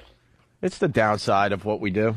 It's frustrating. There's times I want to go out and eat late or go to a movie, and so many sacrifices to make sure you get to bed at a decent hour. Well, it's also when we stay. And there are times I am dead tired, and there's some exciting things happening in my personal life. I'm like, I just got to crash. Yeah. I can't even keep my eyes open. I know we got this thing going on. It's very exciting, whatever, and... like, I just got to sleep. I'm sorry. My body's shutting down. And it's frustrating to me, too, because I'm like, I don't want to, go to bed at 9 because I'm overly tired. It sucks. She, and it's almost like she lives with 2 roommates, and, she wants me to spend more time in her space. She's like, it's weird, but we'll be sitting there, and you'll just, start watching The Wire or doing your taxes or whatever, because, she's over all the time. And she's like, that's fine, but it's like, I kind of want that too, at times, just to be able to do something while you're in my place. But it's like, the difference is you have 2 people living there. I mean, I've lived in that situation. It's like, we can't even argue at your place. If I want to shit, I have to make sure that somebody else isn't using the... It's just the simple logistics of not having other people there. Yeah, that's a tough one. I mean, you got your own place, and you guys got, privacy and stuff. That's a big one is privacy. It's not about liking, not liking walking her place. around with roommates and stuff when you don't have to. Yeah. I mean, we all did the roommate thing. I did it forever. Forever. I don't want to have to deal with that anymore. Yeah. I see her side of it, too, because she wants you in her space. She doesn't want to feel like a bit player in my life or like a fucking fangirl. Right. Which she's certainly not. Yeah. You know what I mean? I the solution that. to that, which you're obviously not going to do or ready to do, is, you got to get your place together. And then it feels like hers. Yeah. That's a solution to that, but that's a biggie. That's Live a big together. step. But even that would probably be a problem because the scheduling would always be mine. It's almost like I'd say that was a running theme in our fights, is that it's a frustration she has, I think, with it all being about me. And I certainly would probably feel frustrated, too. Right. That would be annoying to have to fucking... So where is it at, Jimmy? Where is it at? We talked yesterday, and she's like, look, she's like, I still think you're mad at me or whatever. And I'm like, no, I'm really not. I just don't know what we should do. We were talking on the way home from LA, actually, we were fighting. and I wanted to punch the windshield out. I felt rage, but I said that to her. I'm like, I want to punch this windshield, and it kept me from doing it. And over what? Like I want to punch the windshield over us arguing, over this discussion we're having. Just the anger, the frustration of feeling like I wasn't being heard. Like when you're it's almost like I you can't. two are pretty deep. Comprehend. You two are pretty deep. I can't comprehend how you don't understand what I'm telling you. Yeah. Like I can't comprehend how I'm telling you why this bothered me, and you're giving me that shitty example of how it's a parallel. Like, well, if I wanted to do that, it's like it's not the same thing. Mm-hmm. That's frustrating. And when you feel like you're not being heard, that's the thing that bothers me the most. Not that she's not agreeing with anybody. If I feel like you're not getting why I'm mad at you or what my objection is. If I feel like I'm being heard and disagreed with, that's one thing. Do you ever see it her way? Yeah, usually not in the moment. But this one, even in hindsight, I still see it my own way. I still feel. But a lot of times, she said to me, we were fighting in a hotel, and she said, and I felt that she was wrong to kind of start the argument with me that she did. But I forget, like, she's like, do you know how hard it is to be around someone who's raging all the time? Do you know how frustrating that is? And I'm like, yeah, I guess that is. Like, I thought about that, like, ugh. Like, yeah, that would probably fucking annoy me, too. So this is very recently she said that. She's like, you're always raging about something. It's hard to deal with. That's gotten better, man. It has, but way better. I'm still seething. You don't drive with me. Oh, we're on the radio. Stay in hotels with me. Or, you know what I mean? It's like, I said, oops, we're on the radio. I feel like I'm in your kitchen still. Yeah, I know, right? I was in Jimmy's kitchen yesterday just kind of discussing stuff. But yeah, no, it has. I mean, it has. No, it's gotten way better. It's just... You seem like a happier person in general. Yeah, I don't know where it's going to wind up. I mean, I'm certainly not like, fuck her, I don't want to be with her. It's not about that. No, I know that. I just don't know, man. All right. Hate to move on, but I don't care. We'll go back to that, obviously. It'll be a running theme. This Corey guy, very, very interesting. I guess we got to explain. If you weren't listening yesterday, we discovered this video. I think a lot of you did. It made it to break.com on the front page, YouTube. And it's basically this kid. He's 16 years old. He threw a party. He sent out an invite on his MySpace, and he thought a few friends would show up. 500 people showed up. His parents were out of town, obviously. 16. They're drinking and drugging, I'm assuming, and it got out of hand. Cops were called to kind of break up the party, and then all hell broke loose, and now the cops are suing the kid's parents. So this kid went on the lam, basically. He never went home. He's kind of like a surfer dude. He's got like long bleach blonde hair. He's got whacked out large glasses. One of those hats that has a lot of that graffiti all over it, kind of. All kinds of crap on it, and his big sunglasses, and his shirt opened, and then he had a hoodie on with that wide open, exposing his bare chest, and a lot of people checked out the video of him talking to some news reporter down there in Australia about the situation. And we played that yesterday. We got 3 clips. It's worth playing again because we love this thing. It's hilarious. So this is what we played yesterday. Why don't you take this opportunity now to apologise to your parents and to your neighbours who have said today that they were frightened? Well, I've already offered to say sorry to them and stuff when I see them. So I will say sorry now for everything that happened. Why don't you take your glasses off so we can see you, and then apologise to your neighbours for frightening them? Nah, I'll leave these on. Nah, I like them. I like him. And the reporter continued. Take off those glasses and apologise to everybody that you frightened, to the police who were forced to retreat and whose cars have been damaged, and to the community who've had to pay for this. Take off your glasses and apologise to us. I'll say sorry, but I'm not taking off my glasses. Why not? Because they're famous. Because your glasses are famous. Yeah. Why are your glasses famous? I know, everyone likes them, so I know, I'm not taking them off. And then finally... You're pretty happy with the way you look and the attitude you've got, are you? Yeah, my parents aren't, but I am. Okay, Corey, we've got to wrap this up, but what would you say to other kids who were thinking of partying when their parents are out of town? Get me to do it for you. Get you to do it for you. Not don't do it. Don't. Nah, get me to do it for you. Best party ever so far. That's what everyone's been saying, so... Well, we've got to go, but I suggest you go away and take a good long hard look at yourself. I have. Everyone has. They love it. I have. What a douche, right? He's great, He's man. great, though. So we got so excited. We couldn't get enough of this kid, and we had Steve hunt him down. And we, quote, talked to him yesterday, supposedly. There's a few updates today. No surprise that Steve possibly got pwned. Well, we all got pwned. But Steve thinks everything is, real on the internet, so... Unless it's fake. Right. Then it's fake. He believes But in... I think it's real, so it's real. we ask Steve all the time when we see something on the internet. We go, Steve, is that real or fake? And if he says fake, we absolutely know it's real. Yeah. And vice versa. Steve is a very easy... Steve is a dope. Scroll to the wrong person. Hello, is this Australia? Is Corey there?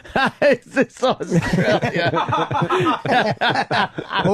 Who would you like, mate? Corey, the man on the computer. Corey, could you please connect me with him? Oh, hello, this is Corey. It's him. It sounds he's got an accent. Hi, do you have an XM? Huh? Okay, good. Could you talk to Opie and Anthony? Obviously, it's time for a beating. Yes. It's Corey. I hear a didgeridoo. A didgeridoo. All right. Hey, so it says here you're a kangaroo lassoer. Hello, Australia. That's great. Yes, I'm trying to call a continent. Yes, his name is Corey. Do you have a last name? No, but he's the guy from the news clip. The news. You've had to have seen it in Australia. He has delicious nipple rings and a smooth chest. Like me. I don't know why I'm here. You guys are doing so well without me. I know. It's just more fun when you're in the room. I don't know why. We're getting to that point of this whole thing. But first of all, the update on the kid. Child porn charges over MySpace party. They're not calling him Corey anymore because of the Than pointed out because of the porn charges, child porn charges. You can't name names when they're underage. Boy, so now they don't. Now they're not referring to him as Corey anymore. Oh, really? In the news stories, a youth. They're calling him. But you know who it is. From yesterday, you do. Today, they're just calling him a youth. Hello, can I speak to a youth? Yes. Oh, wait, but maybe it wasn't Corey, though. Maybe it was someone from Maybe his it's another party. youth. Yeah. A youth faces child porn and other charges attending a wild party that left a trail of damage. After attending, yeah. Attending, a wild party that left a trail of damages, terrorized neighbors, and caused an international storm. Two 16-year-olds face court over the infamous party. One male has been charged with producing child pornography and creating a public nuisance. He has been bailed to appear at a children's court next month. The other is expected to be charged on summons to also appear. Dozens of police, the dog squad, and a helicopter were forced to control a mob of 500 youths at the unsupervised party over the weekend. Booze-fueled partygoers allegedly damaged cars, destroyed gardens, and littered streets with empty alcohol containers. The party, which was advertised on MySpace, has hit world headlines. The fallout has reverberated across news bulletins, websites, and internet forums across the globe. People act like this is the L.A. riots. Yeah. Gives a fuck. Yeah. Bunch of white kids running around a shitty fucking flat country. The fucking tumble. Who give a fuck?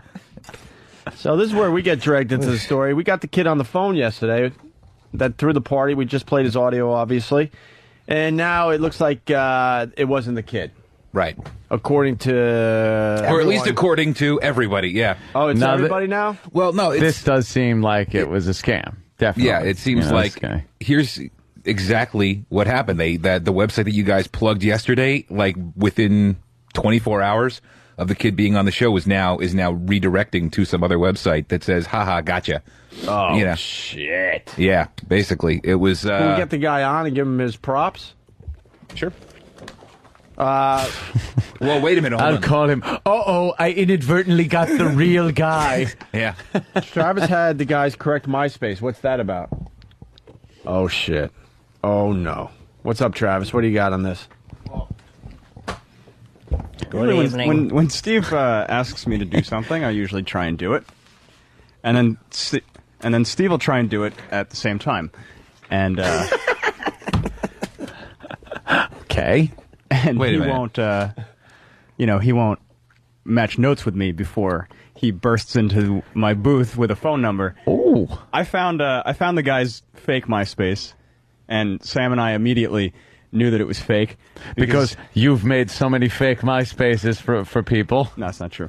Because he had all of his pictures were just screen caps of this kid that was on the news. Oh, okay, yeah. Any idiot would know that. Yeah, and then I find his real MySpace 2 seconds later with personal pictures of him and his email address. So I sent the guy an email, and 10 minutes later, Steve bursts into my booth saying I found his MySpace and I've got his phone number, and that's. And you were a wealth of information when there were 6 people trying to dial this guy on the phone yesterday.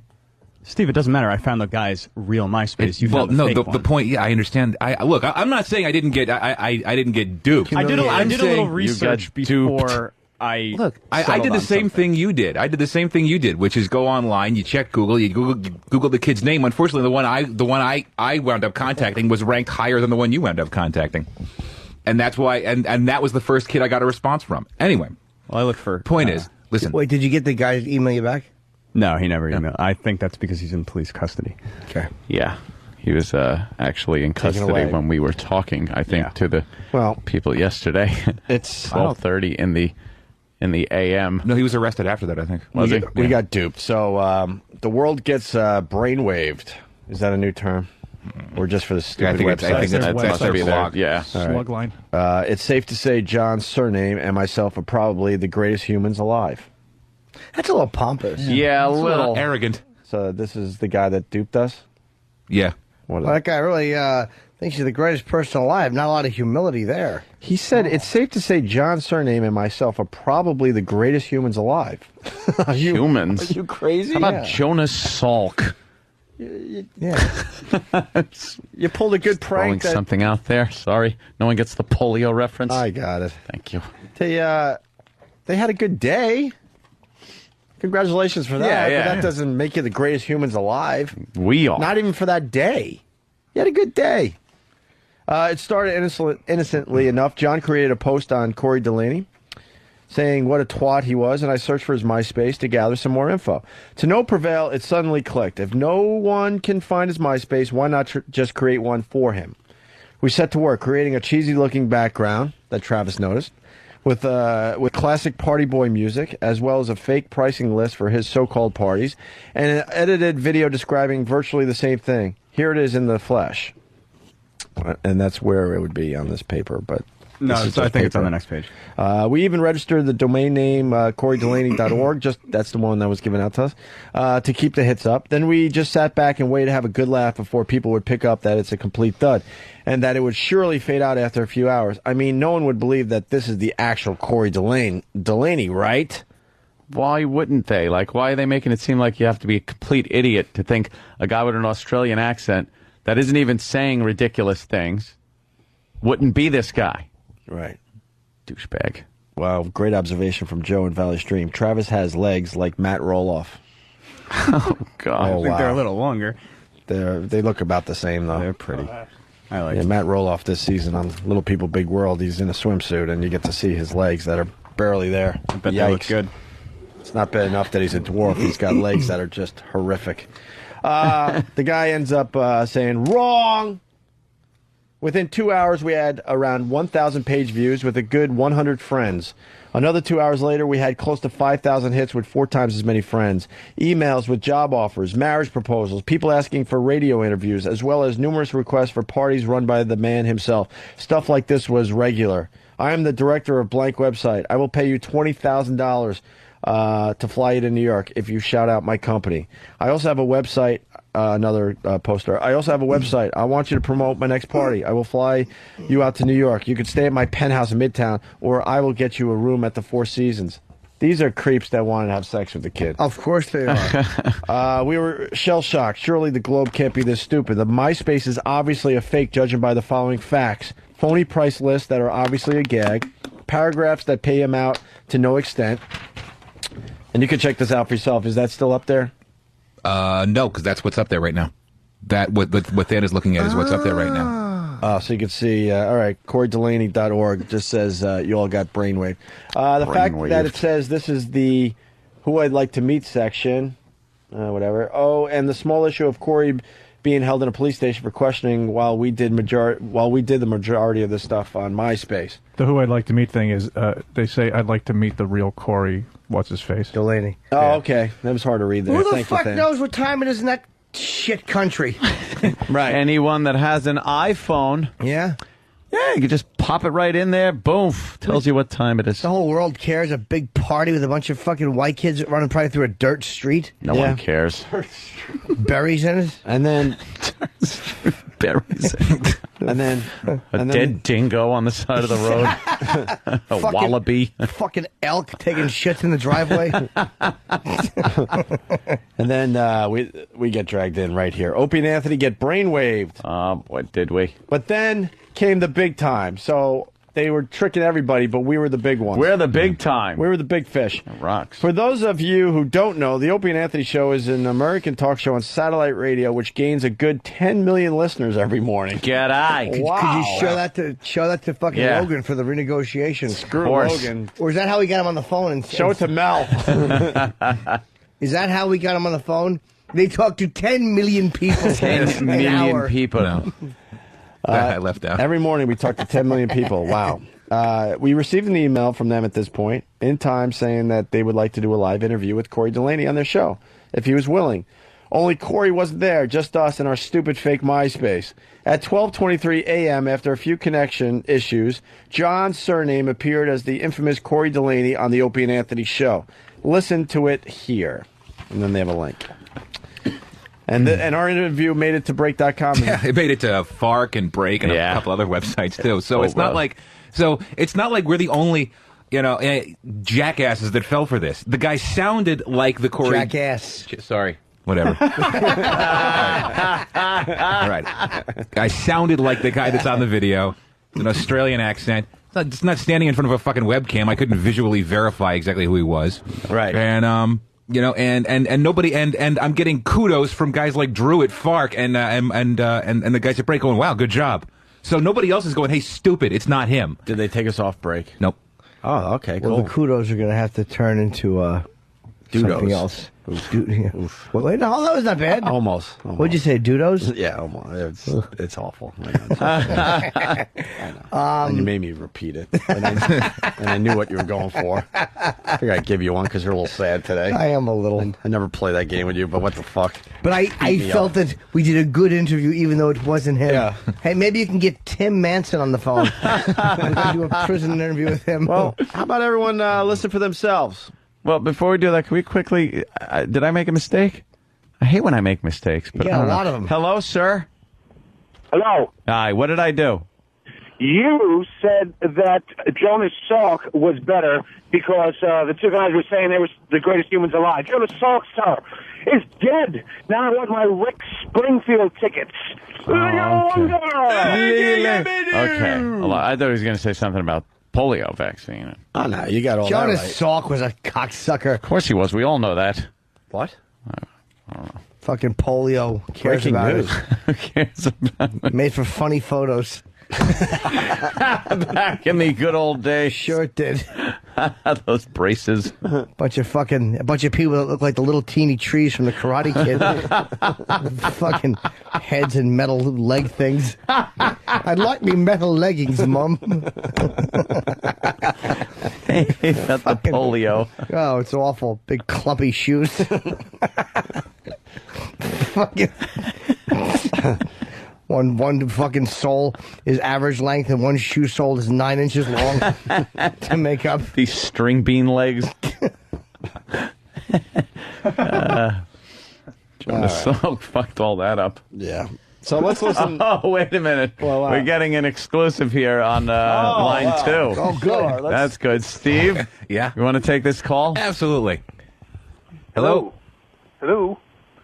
Yes, hello. Who's this? Is this the Opie and Anthony show? It absolutely is. Who's this?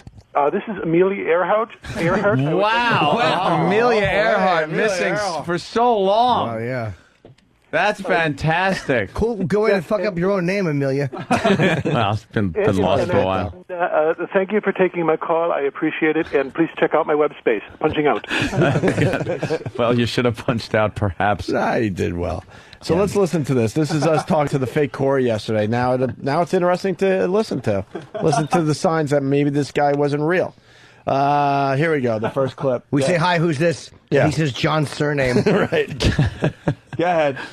Let's say hi to Corey. Corey, what's going on, man? Oh, not a lot. How are you guys? You're a big international star today, Corey. That's I am. I've been getting media all over the world. This is fantastic. Yeah, we checked out your video Sounds on like Break.com, actually. It's on the front page. And Has it made Break? I love that site. you like Break? I do. I love it. And it's moving up there on YouTube as well. And I didn't know what to think of the clip when I first saw it, and now I love you. Oh my God, it's so embarrassing to listen to, knowing that this guy fucking got us. Yeah, you just picture him sitting there laughing, like He didn't sound like him, though. but he did sound like Like a him. stupid accent. It could be a woman. Yeah. We don't know this. Yeah. Because you know what's going through their minds, like, what dopes, Hey, what Brike. dummies. How stupid are these guys we're talking to? Watch this, watch this. They're probably Yeah. writing notes to each other. Yeah. We're buying it, we're all excited. Totally nailed him. Oh, well, I got him so bad. Oh, yeah. Hold on a minute. Hello, sir.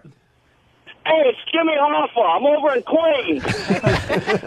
Steve, Jimmy Hoffa's on the phone. Really? I've been trying to get a hold of him. Jimmy Hoffa, do you have a MySpace? Yes, I do. It's shittip.com. Shitdick.com. Thank you, sir. Exactly. Not MySpace. No, MySpace. He could have made the joke sound a little better. Why But would he? Well, Why would he? look, Jimmy just gets disgusted. He's like, why would he? Corey. This guy sucks. Yeah, good day, boys. How you doing? Hey. Hey, Dane. Are you the real? what- Sound like Sal. Yeah, it's Rick Coy, mine. We got a Christmas helicopter shoes. down here. Huh? Love it. I don't know. I was going to apologize for yesterday, the confusion. You sound like Dick Van Dyke and Mary Poppins. I've heard that one before, mate. Shut it up. No, he really talks like this. Yeah, mate. Why wouldn't I talk like this? You know, he's putting it on. Let's hear your real voice. Yeah, go ahead. Hey, guys. Hey, guys. There you go. I'm pathetic. How you doing? All right, bro. Nope, bad. All right, let's listen Could to have more been of this. worse, eh? Here's more of our interview with the fake Corey. We look like assholes. Did you have to face your parents yet? No. I'm still in hiding. I can't say exactly where I am.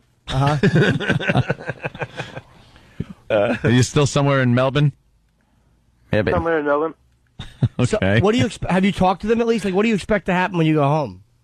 Look, I've seen them on TV. I haven't talked to them. I expect they'll ground me for the next 50 years. Oh, God, we sound like such But not really, though. assholes. These are like legit questions, and I he's know, but answering we're like a just so 16-year-old. Just knowing that we sound excited and they know they have us so bad. Oh, I made an ass yeah. of myself. I'm sorry I did that.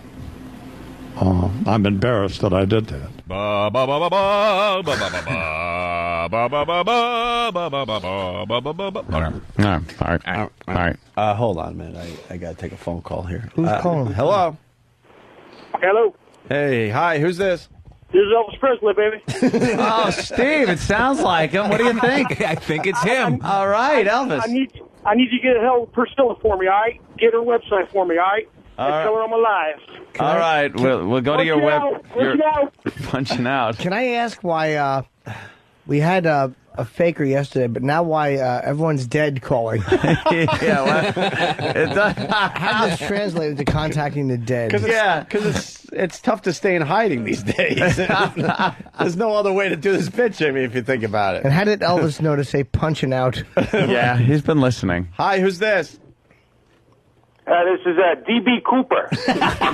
DB Cooper. Wow. DB Cooper. Now, this Steve, one might I want be to a tell lie. you where I am and where all my fortunes are. Well, tell Back to you, Rusty. All right. Beep, beep. All right, let's hear more of us talking to the fake Corey yesterday. Hit it. How much damage did they do to your parents' house? Was it really messed up, or was it not that bad?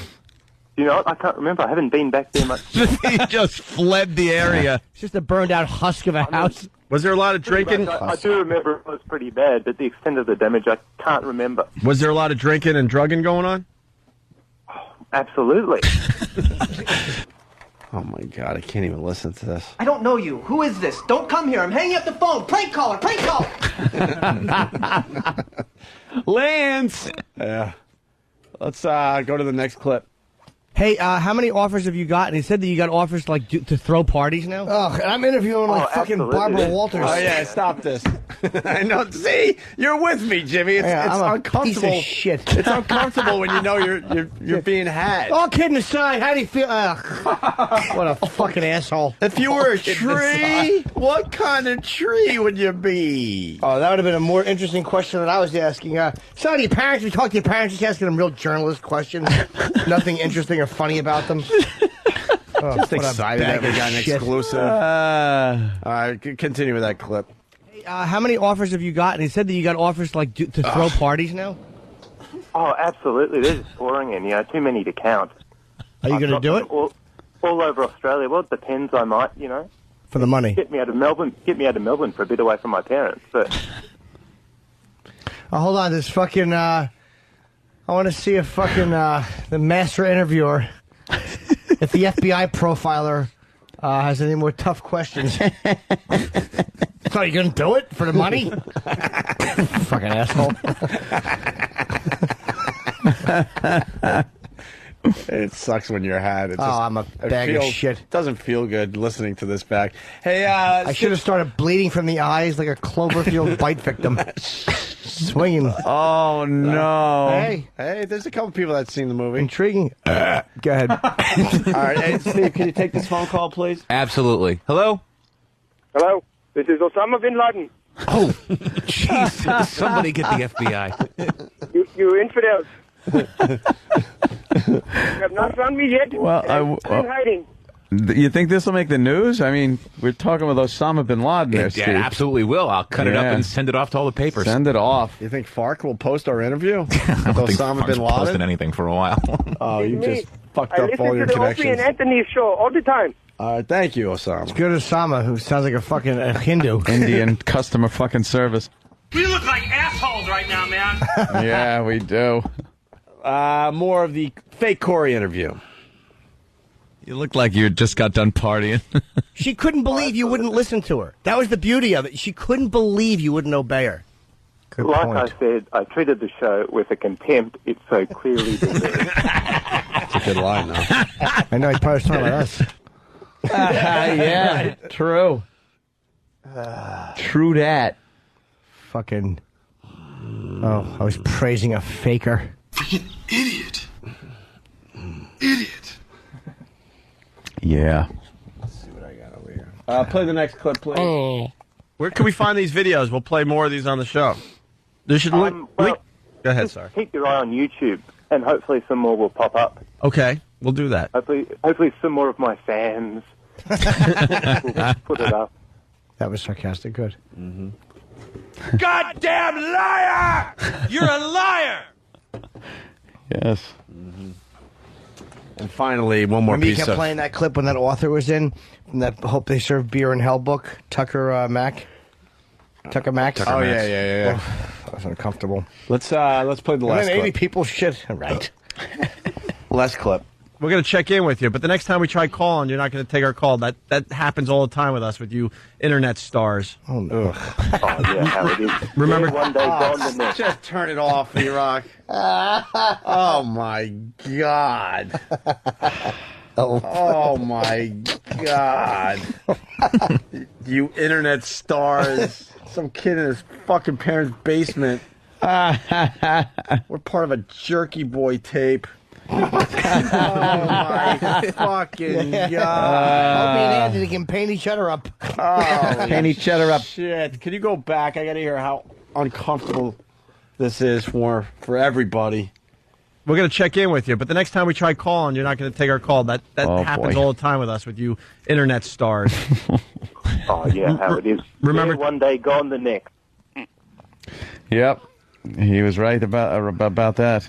Oh, my God. So it's official. We got duped, right? Mm-hmm. Yeah, that wasn't him. Well, Steve, you shouldn't be happy about it. No, I'm not happy at all. I feel duped. Steve. I'm not happy about it at all. I don't like feeling like a jackass any more than anybody else does. Fantastic. We got one more piece of the story, and of course, this will be good because Sam's in studio. Sam has no problem just... Well, I mean, I was duped just like everybody else, and, you know, we can't cast blame on anyone here. But, when Steve was really happy about it. Oh, I was gloating. Are you fucking kidding? Oh, no. I was proud. I walked back into the office, and Steve was standing with his arms up in the air and his chest out and his elbow sticking out, saying, and he literally said this. I'm sure it was bad. And that's how you executive produce. Oh, no, you did not. Wow, did I really say that? I can't even look at it. Oh, I can't. No. Well, you could actually repeat that to him now and go, and that's how you executive produce. Wow.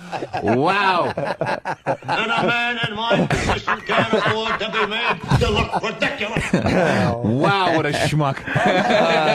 And that's how you executive produce, my friends. Let me school you. He's teaching the boys a life That's lesson. right. Look at Steve. This old God. dog just taught some new tricks. Yes. He did a little dance with his arms and everything. And that's how you executive produce. That would have been Wow. a dog shit thing to say if you'd actually done the correct booking. Yeah, right? If everything went swimmingly, that's a shitty thing to say.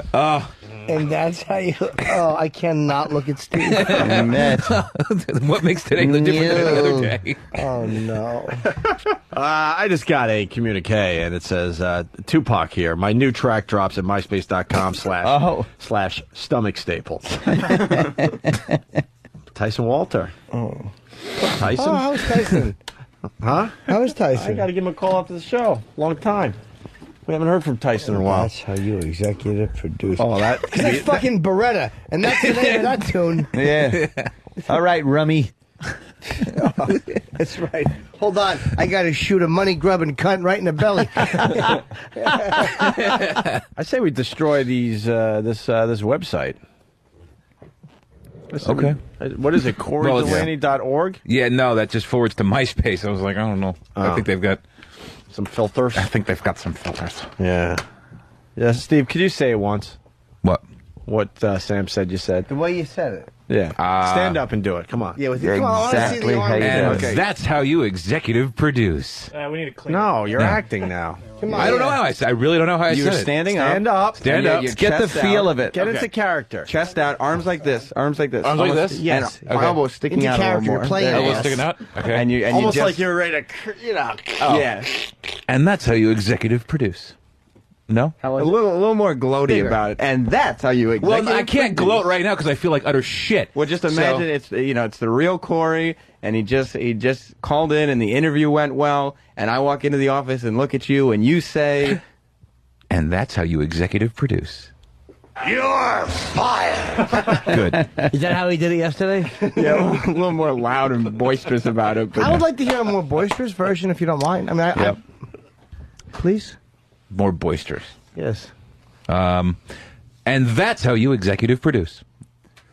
That was good? That was a little better, yeah. Thank you. You know, without even nailing it, Yeah. we all know exactly what it sounded like. Like, I could picture exactly what it sounded I was like. a gloating, Yes. egocentric douche. You're in my fucking country. Oh, I was so impressed with my ability to get somebody on the phone. How did your parents find out about the party? You wanted to make a point to these guys. Yep. Basically, it's like, and see, you guys have been wondering for a really long time. This is why I'm here. This is the reason right here. I want to thank Steve for another valuable lesson learned. Yeah, you're welcome. The next time I need a splash in the face of sarcasm, I'll come see you. Yes. All right. Or the truth. Oh, that's right, Steve. Looks like today Steve's having a bite of humble pie. Yes. Eating a little Just like yesterday, and I'm sure like tomorrow will be. Fucking, what does humble pie taste like? Oh, shit. Shit with chewed up bits of hot dog and fucking lima beans in it. right, get out of here, Steve. Thank you. Go work on a dumb character, will you? That's what I was doing. Show to do. Ramon, fact check. I gotta go make a promo for Jimmy. Yes. This is Einstein, the new character who does not look up anybody. I looked into the Australian phone book. That story, by the way, the boys are working on something. For Epstein? Maybe a counter. Epstein? A point counterpoint type of thing. So, another taste of Idol. Just one clip that's worth playing today. Check this out from last night. This, I don't know. He's just a weird guy with a very deep voice. Listen to this. It's worth playing. Are you excited to be here? Yes, I am. How can I not be? And can you sing?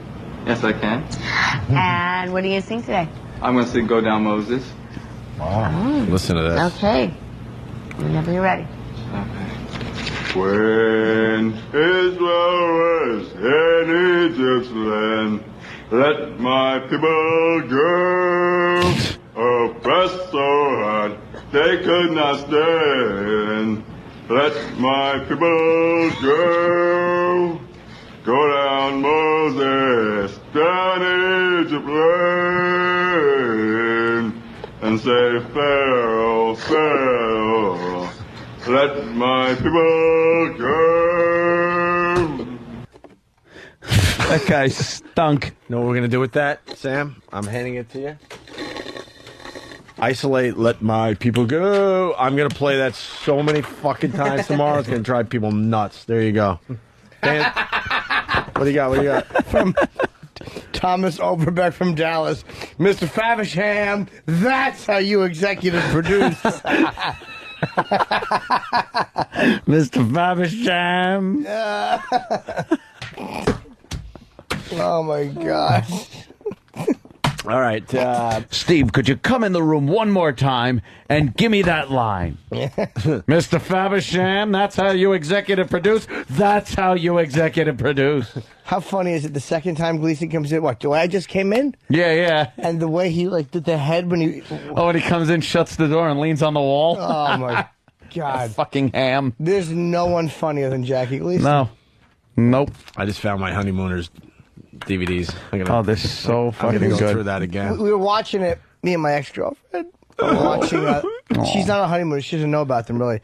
And when he's in Mr. Marshall's office, and when he goes back for his hat, yeah, and Mr. Marshall comes in, he goes, "Dawg!"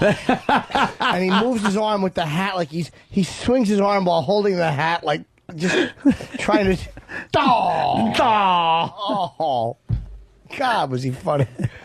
That was the famous one. Hello, Bill. With the pen. Yeah. He's got the pen. He puts it in the holder like he's been working hard at the bus station. Hello, Bill. Oh, I love that reaction when he's just so busted. Cramden. We got Lennon on hold, Robert Reed on hold, Buddy Epson on hold, John Travolta on hold, JFK Jr. on hold, and this person. Hello, who's this? Yeah, this is the Tooth Fairy. Tooth Fairy. Yeah. Yes. How you guys doing? It's exclusive. Yes. Stop stealing part of my name. Can I plug my MySpace? Yeah. Are you coming out of Steve's closet? What? It's MySpace.com/Steve Caesar douchebag. I'm the douche fairy. Hey, before we do line of the day, there's UFO sightings all over Texas, and we kind of blew it off because you get a story here and there, but it's in the cycle of the news for CNN and a bunch of the other news stations, and now pilots and everything. It's not just like dummies. It's coming from whenever pilots see something. Yeah, I always find them to be very credible because they know how aircraft move and what the approaching aircraft look like, and most of them are airlines ex-military. Well, a lot of the UFOs back in the day were obviously stuff we were working on. That's all. Yep. It's obvious now. When you see some of these things in the air, you're like, holy shit. They had to fly those things for a while before they decided to show everybody, right? Yeah. Unless they're doing reverse technology. What is that? It's what they believe would happen if you found, say, a craft, and then tried to figure out how they did what they did, and it's like finding a radio and going, how does this work? And then taking it apart and building backwards to try to create it. You're reversing the technology to learn how they got to that point. Is that a theory with the UFO people? Yes, that's how they theorize. Reverse engineered. Reverse engineering. So some of our shit is actually because of what they found. Yes. Wow. That's why. That's the speculation. That's pretty cool. I've never heard that one before. Is there a website for that? Oh, there's a million of them. Yes. You look up, you follow MySpace/space aliens that will call to an interview. Hey guys, I got Betty and Barney Hill on the phone. Betty and Barney Hill. Seems they had anal probes and needles stuck in their navels. Yes. The gentleman is colored. That's right. The aliens flew them to Neptune and gave them a lecture on the immorality of their union. Of their interracial marriage. Yes. The alien said to be a mulatto. Mongrel race of humans. Oh, good. What happened? I'm all right. Sam's got something else? No, just line one. Oh, no. What's this about? Sad. Pat Duffy's dad? Yeah. Pat Duffy's dad. What's up? Hey, boys, how we doing today? It really is. Yeah, what's going on? It's Patrick's one-year anniversary. Put him on the payroll. Maybe we can do Steve's job. What do you think? You've been here a year? I have, yes. You're not on the payroll yet? You get paid? No. Oh, Jesus. What happened? Sucks. I don't know. Hi, Pat. Hello. Are you trying to get your son a job, sir? Duff, that's your cue. Hello? Hello. Yo, Duff, pay attention. You call your dad Duff? I do. There's no respect. There's no fatherly respect here at all. There was a trend when I was in college where you know people started calling their parents by their first name. So I tried it. Started by Greg Brady, as a matter of fact. Okay, so walked in. So maybe it was like a rerun or whatever. But it was a trend for a day or two. So I decided to try it on dear old Fred and got smacked across the face. Yeah, it doesn't work. So I can't imagine that you get away with calling your dad Duff. I do. Yeah. He didn't like it at first, but he got used to it. Yeah, better. Yeah. Well, the other two kids call me by my first name because they're my stepkids, but he's my real kid, and he calls me Duff sometimes. But he doesn't get away with it often, but he does. I want to thank Pat Duffy's dad for completely stopping what otherwise was a fantastic radio show. Oh, we were having quite a run. Quite a run we were having. That's what happens. You can go to MySpace. All right, Duffy. Sorry, boys. All right. Or Duff. Duff, yes. All right, we got to get to the UFO thing. So this is what we know about the UFOs in Texas so far. I'd say it was a half a mile wide and about a mile long. What? Jesus, no, it wasn't. All right, well... It wasn't that big. This is a businessman / pilot, though. He's a dumb cunt. Nothing a half a mile wide. Half a mile wide, a mile long. What the fuck is that? And Independence Day? Shut up. And the town constable. He's a fool. I'd say it was a half a mile wide and about a mile long. It's humongous, whatever it was. Businessman Steve Allen is also a pilot. He described flashing lights exactly the same as Constable Leroy Gatland says he saw 20 miles to the south. They were dancing around and they were flickering, but they weren't just doing this. They were like just moving, you know. Like a light show? Similar to a light show. If you think it's a half a mile wide and a mile long, you're seeing a bunch of craft. You're not seeing one. Or a huge reflection. Or aliens. Yeah. Something that big with our radar technology wouldn't go unnoticed. It couldn't breach the airspace without being really seen. Oh, this is breaking news. Steve saw the UFO. Maybe we ought to get him in here.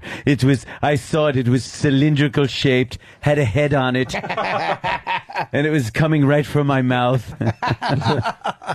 My mouth is an international UFO docking station. They land there, they spit out their cargo, and then they back out and go fly away. Brad Wiener from Kings Park, New York writes, "This is L. Ron Hubbard checking in. I would like to promote Steve to Thetan Level 9. What time should I call in?" More on the UFOs in Texas. And then they both say it took off. And it just, all of a sudden, it just shot off and it went directly south southeast, or northeast, correction, and at a high rate of speed. It's so fast that I couldn't keep up with my binoculars to it. But what gives it all credibility is the fact that folks who saw it seem so trustworthy. Allen has received 30 calls from other witnesses. Hello. The military denies it has anything to do with this. Yeah. The constable says he hopes it's military, and he hopes it's ours. We would like an explanation. We're not all a bunch of idiots. You know, there's so many people that saw it. Wow. We're not a bunch of idiots. You got to preface what you say with, we're not a bunch of idiots. Well, doesn't bode well. But as soon as you say you saw a UFO, unfortunately, a lot of people think you're an idiot. A mile long this thing was? I will tell you this, Project Blue Book, which I don't believe they completely stopped. What's that? What's that? It was the Air Force's public investigation into UFOs. I actually know. I was just playing the part of Joe Listener. They actually used to investigate UFO reports. The military would come to your house. And it was done to debunk them, basically. What happened was, apparently the guy who was in charge of it, against his better judgment, actually became a believer because of the small percentage of cases that just couldn't be explained away. The majority of them could be. And I heard the military always liked the UFO thing, and they perpetuated it because they liked people guessing, well, what is this, as opposed to understanding that it was our technology that was being tested too. Yeah. But I don't know. I've heard too many pilot reports. Like when I've heard pilot transmissions where they see Art Bell gets a lot of this shit on his show, and that kind of creeps me out because pilots again are not dummies. When they're flying a commercial airliner, they understand the whole flying thing. They get too, it, and when something's making movements, like a Harrier jet goes up and then takes off and can stop and land. But when they see things making movements, that's just an impossibility that a craft that we are aware of can make. That kind of makes me a little, I guess, less skeptical. I'm from the school of thought that it's weather balloons or swamp gas. Sometimes, I think all UFO sightings. Are you sure you're not? And what comes out of your ass? Swamp gas. I'm sure that's a lot of them, but there are some that they just could not explain away. Are we alone in the universe? No, couldn't be. I don't think so, impossible. I mean, there's billions of stars and billions of galaxies. You just have to have the right distance from a star, and you have to. Dr. Cuckold told you that, right? Well, no, I've read that many times. Dr. Cuckoo would, I'm sure, agree. Yeah. I think we're... I think this whole thing is a giant pussy. And how could that even be possible? And all the other stars are spermatozoa, and our spermatozoa hit the egg. Maybe. But... Shit. I think we're molecules. I think space is full of atoms and molecules, and we're just spinning around like electrons around a nucleus, which is the sun, and we are making up a portion of matter that is so much larger than we could even comprehend. Maybe just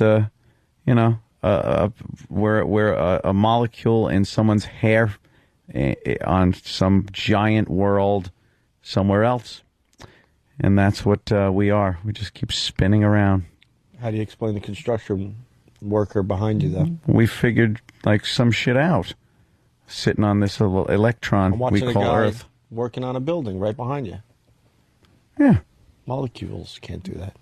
No, we're not molecules. We live on an electron. Spinning around a nucleus, an atom, and the universes. Galaxies are just huge molecules of atoms all together, and the universe is the whole thing, the matter. Maybe. And wouldn't that suck if we were just like a molecule in like a piece of shit? A piece of giant dog shit that's in some other dimension. A yard somewhere. Yeah. All of a sudden, one day you're minding your business, a giant sneaker comes through the ceiling. Oh, no, some poor guy. A giant sneaker. Some poor guy. It's fucking Monty Python. In another fucking universe, is now sitting on a park bench, fucking wiping logs off his new white sneakers. I guess it sucks all over. It doesn't matter where you are. Absolutely Life not. stinks. Yeah, it really does. That's how we end.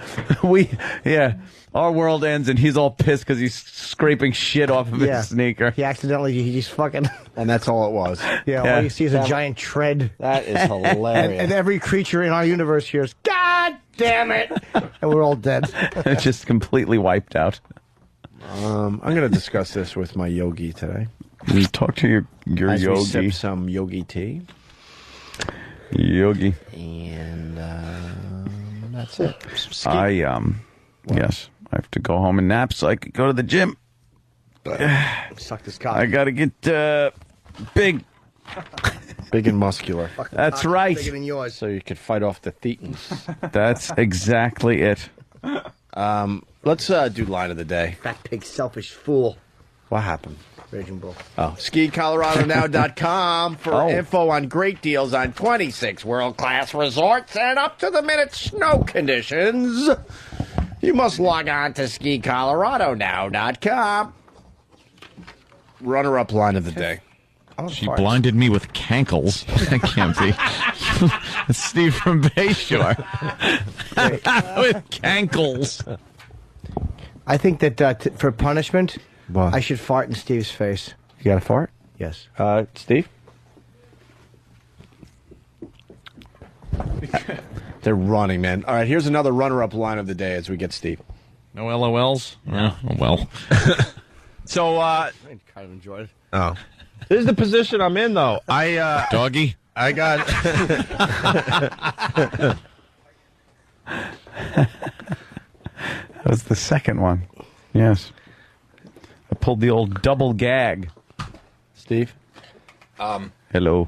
Jim is what more than happy to try to fart in my face. No, I mean, you should have to volunteer for it. I think that No. it should be a punishment. There's no volunteering. No. It's your punishment today, No. Steve. It's It's either like, that no. or a bare bottom spanking.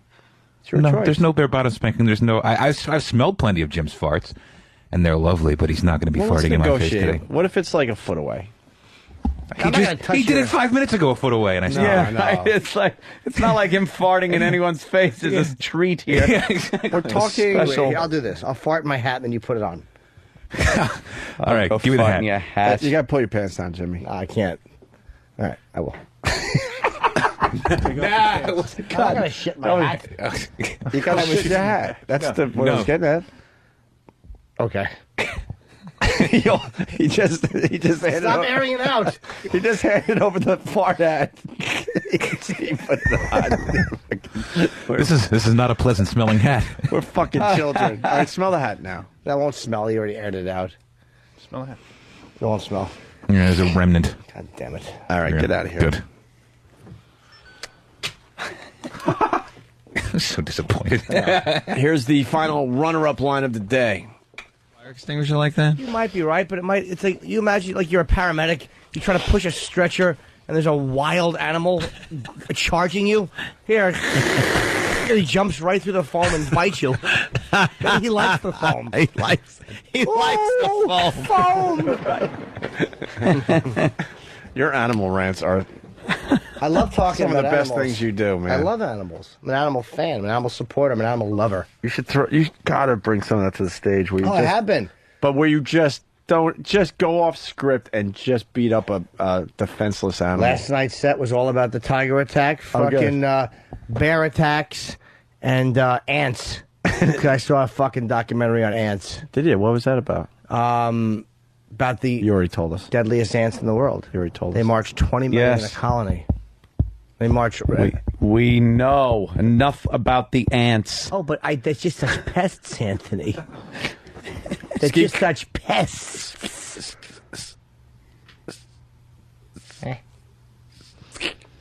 Imagine barefoot walking through like a line of those fucking nasty ants. Like you'd step on a bunch, but they would overtake you and just kill you. Yeah, that would rule. 20 million? Oh, I mean, that would suck, really. Can we do an ant gag on our show? The ants are fucking ant farms. Yuck. I want ants on penises. No, they won't let us do that. Why? Why? What's wrong with that? How about uncles?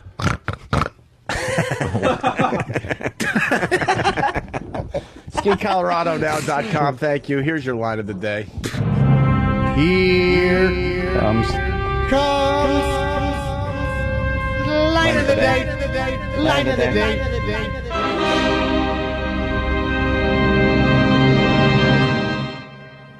The way you see it? Yeah. Okay. What, cross-eyed? Through mobangs? And that's how you executive produce. Yes. I knew that was coming. Oh, that's great. I was wondering when we were going to lose Gregorio. Funny. And that's how you executive produce. I love that. Yeah. Well, here we go. Listen to this. Couples Cherry Darts is going down, I believe, 2 weeks from tomorrow, the 31st, right? Mm-hmm. Details on opieandanthony.com. We got $2,500 up for grabs, or up for grab, or whatever, from BowDogLife.net. So, you know, going to win some cold hard cash by playing Cherry Darts. Go to opieandanthony.com for all the details. We'll see you tomorrow. Bye.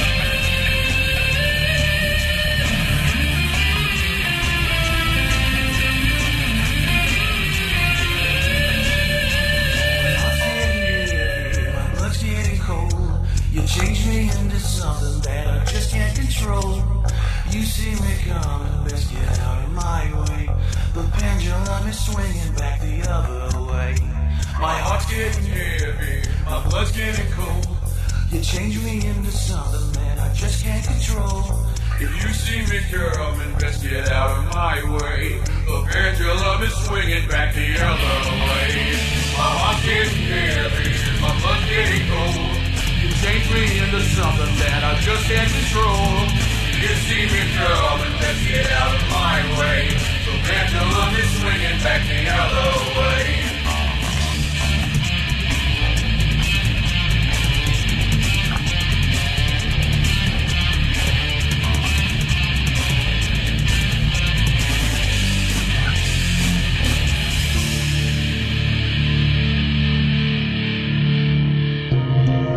The contents of your colon, now filled with shiny nickels. You are a walking cash machine.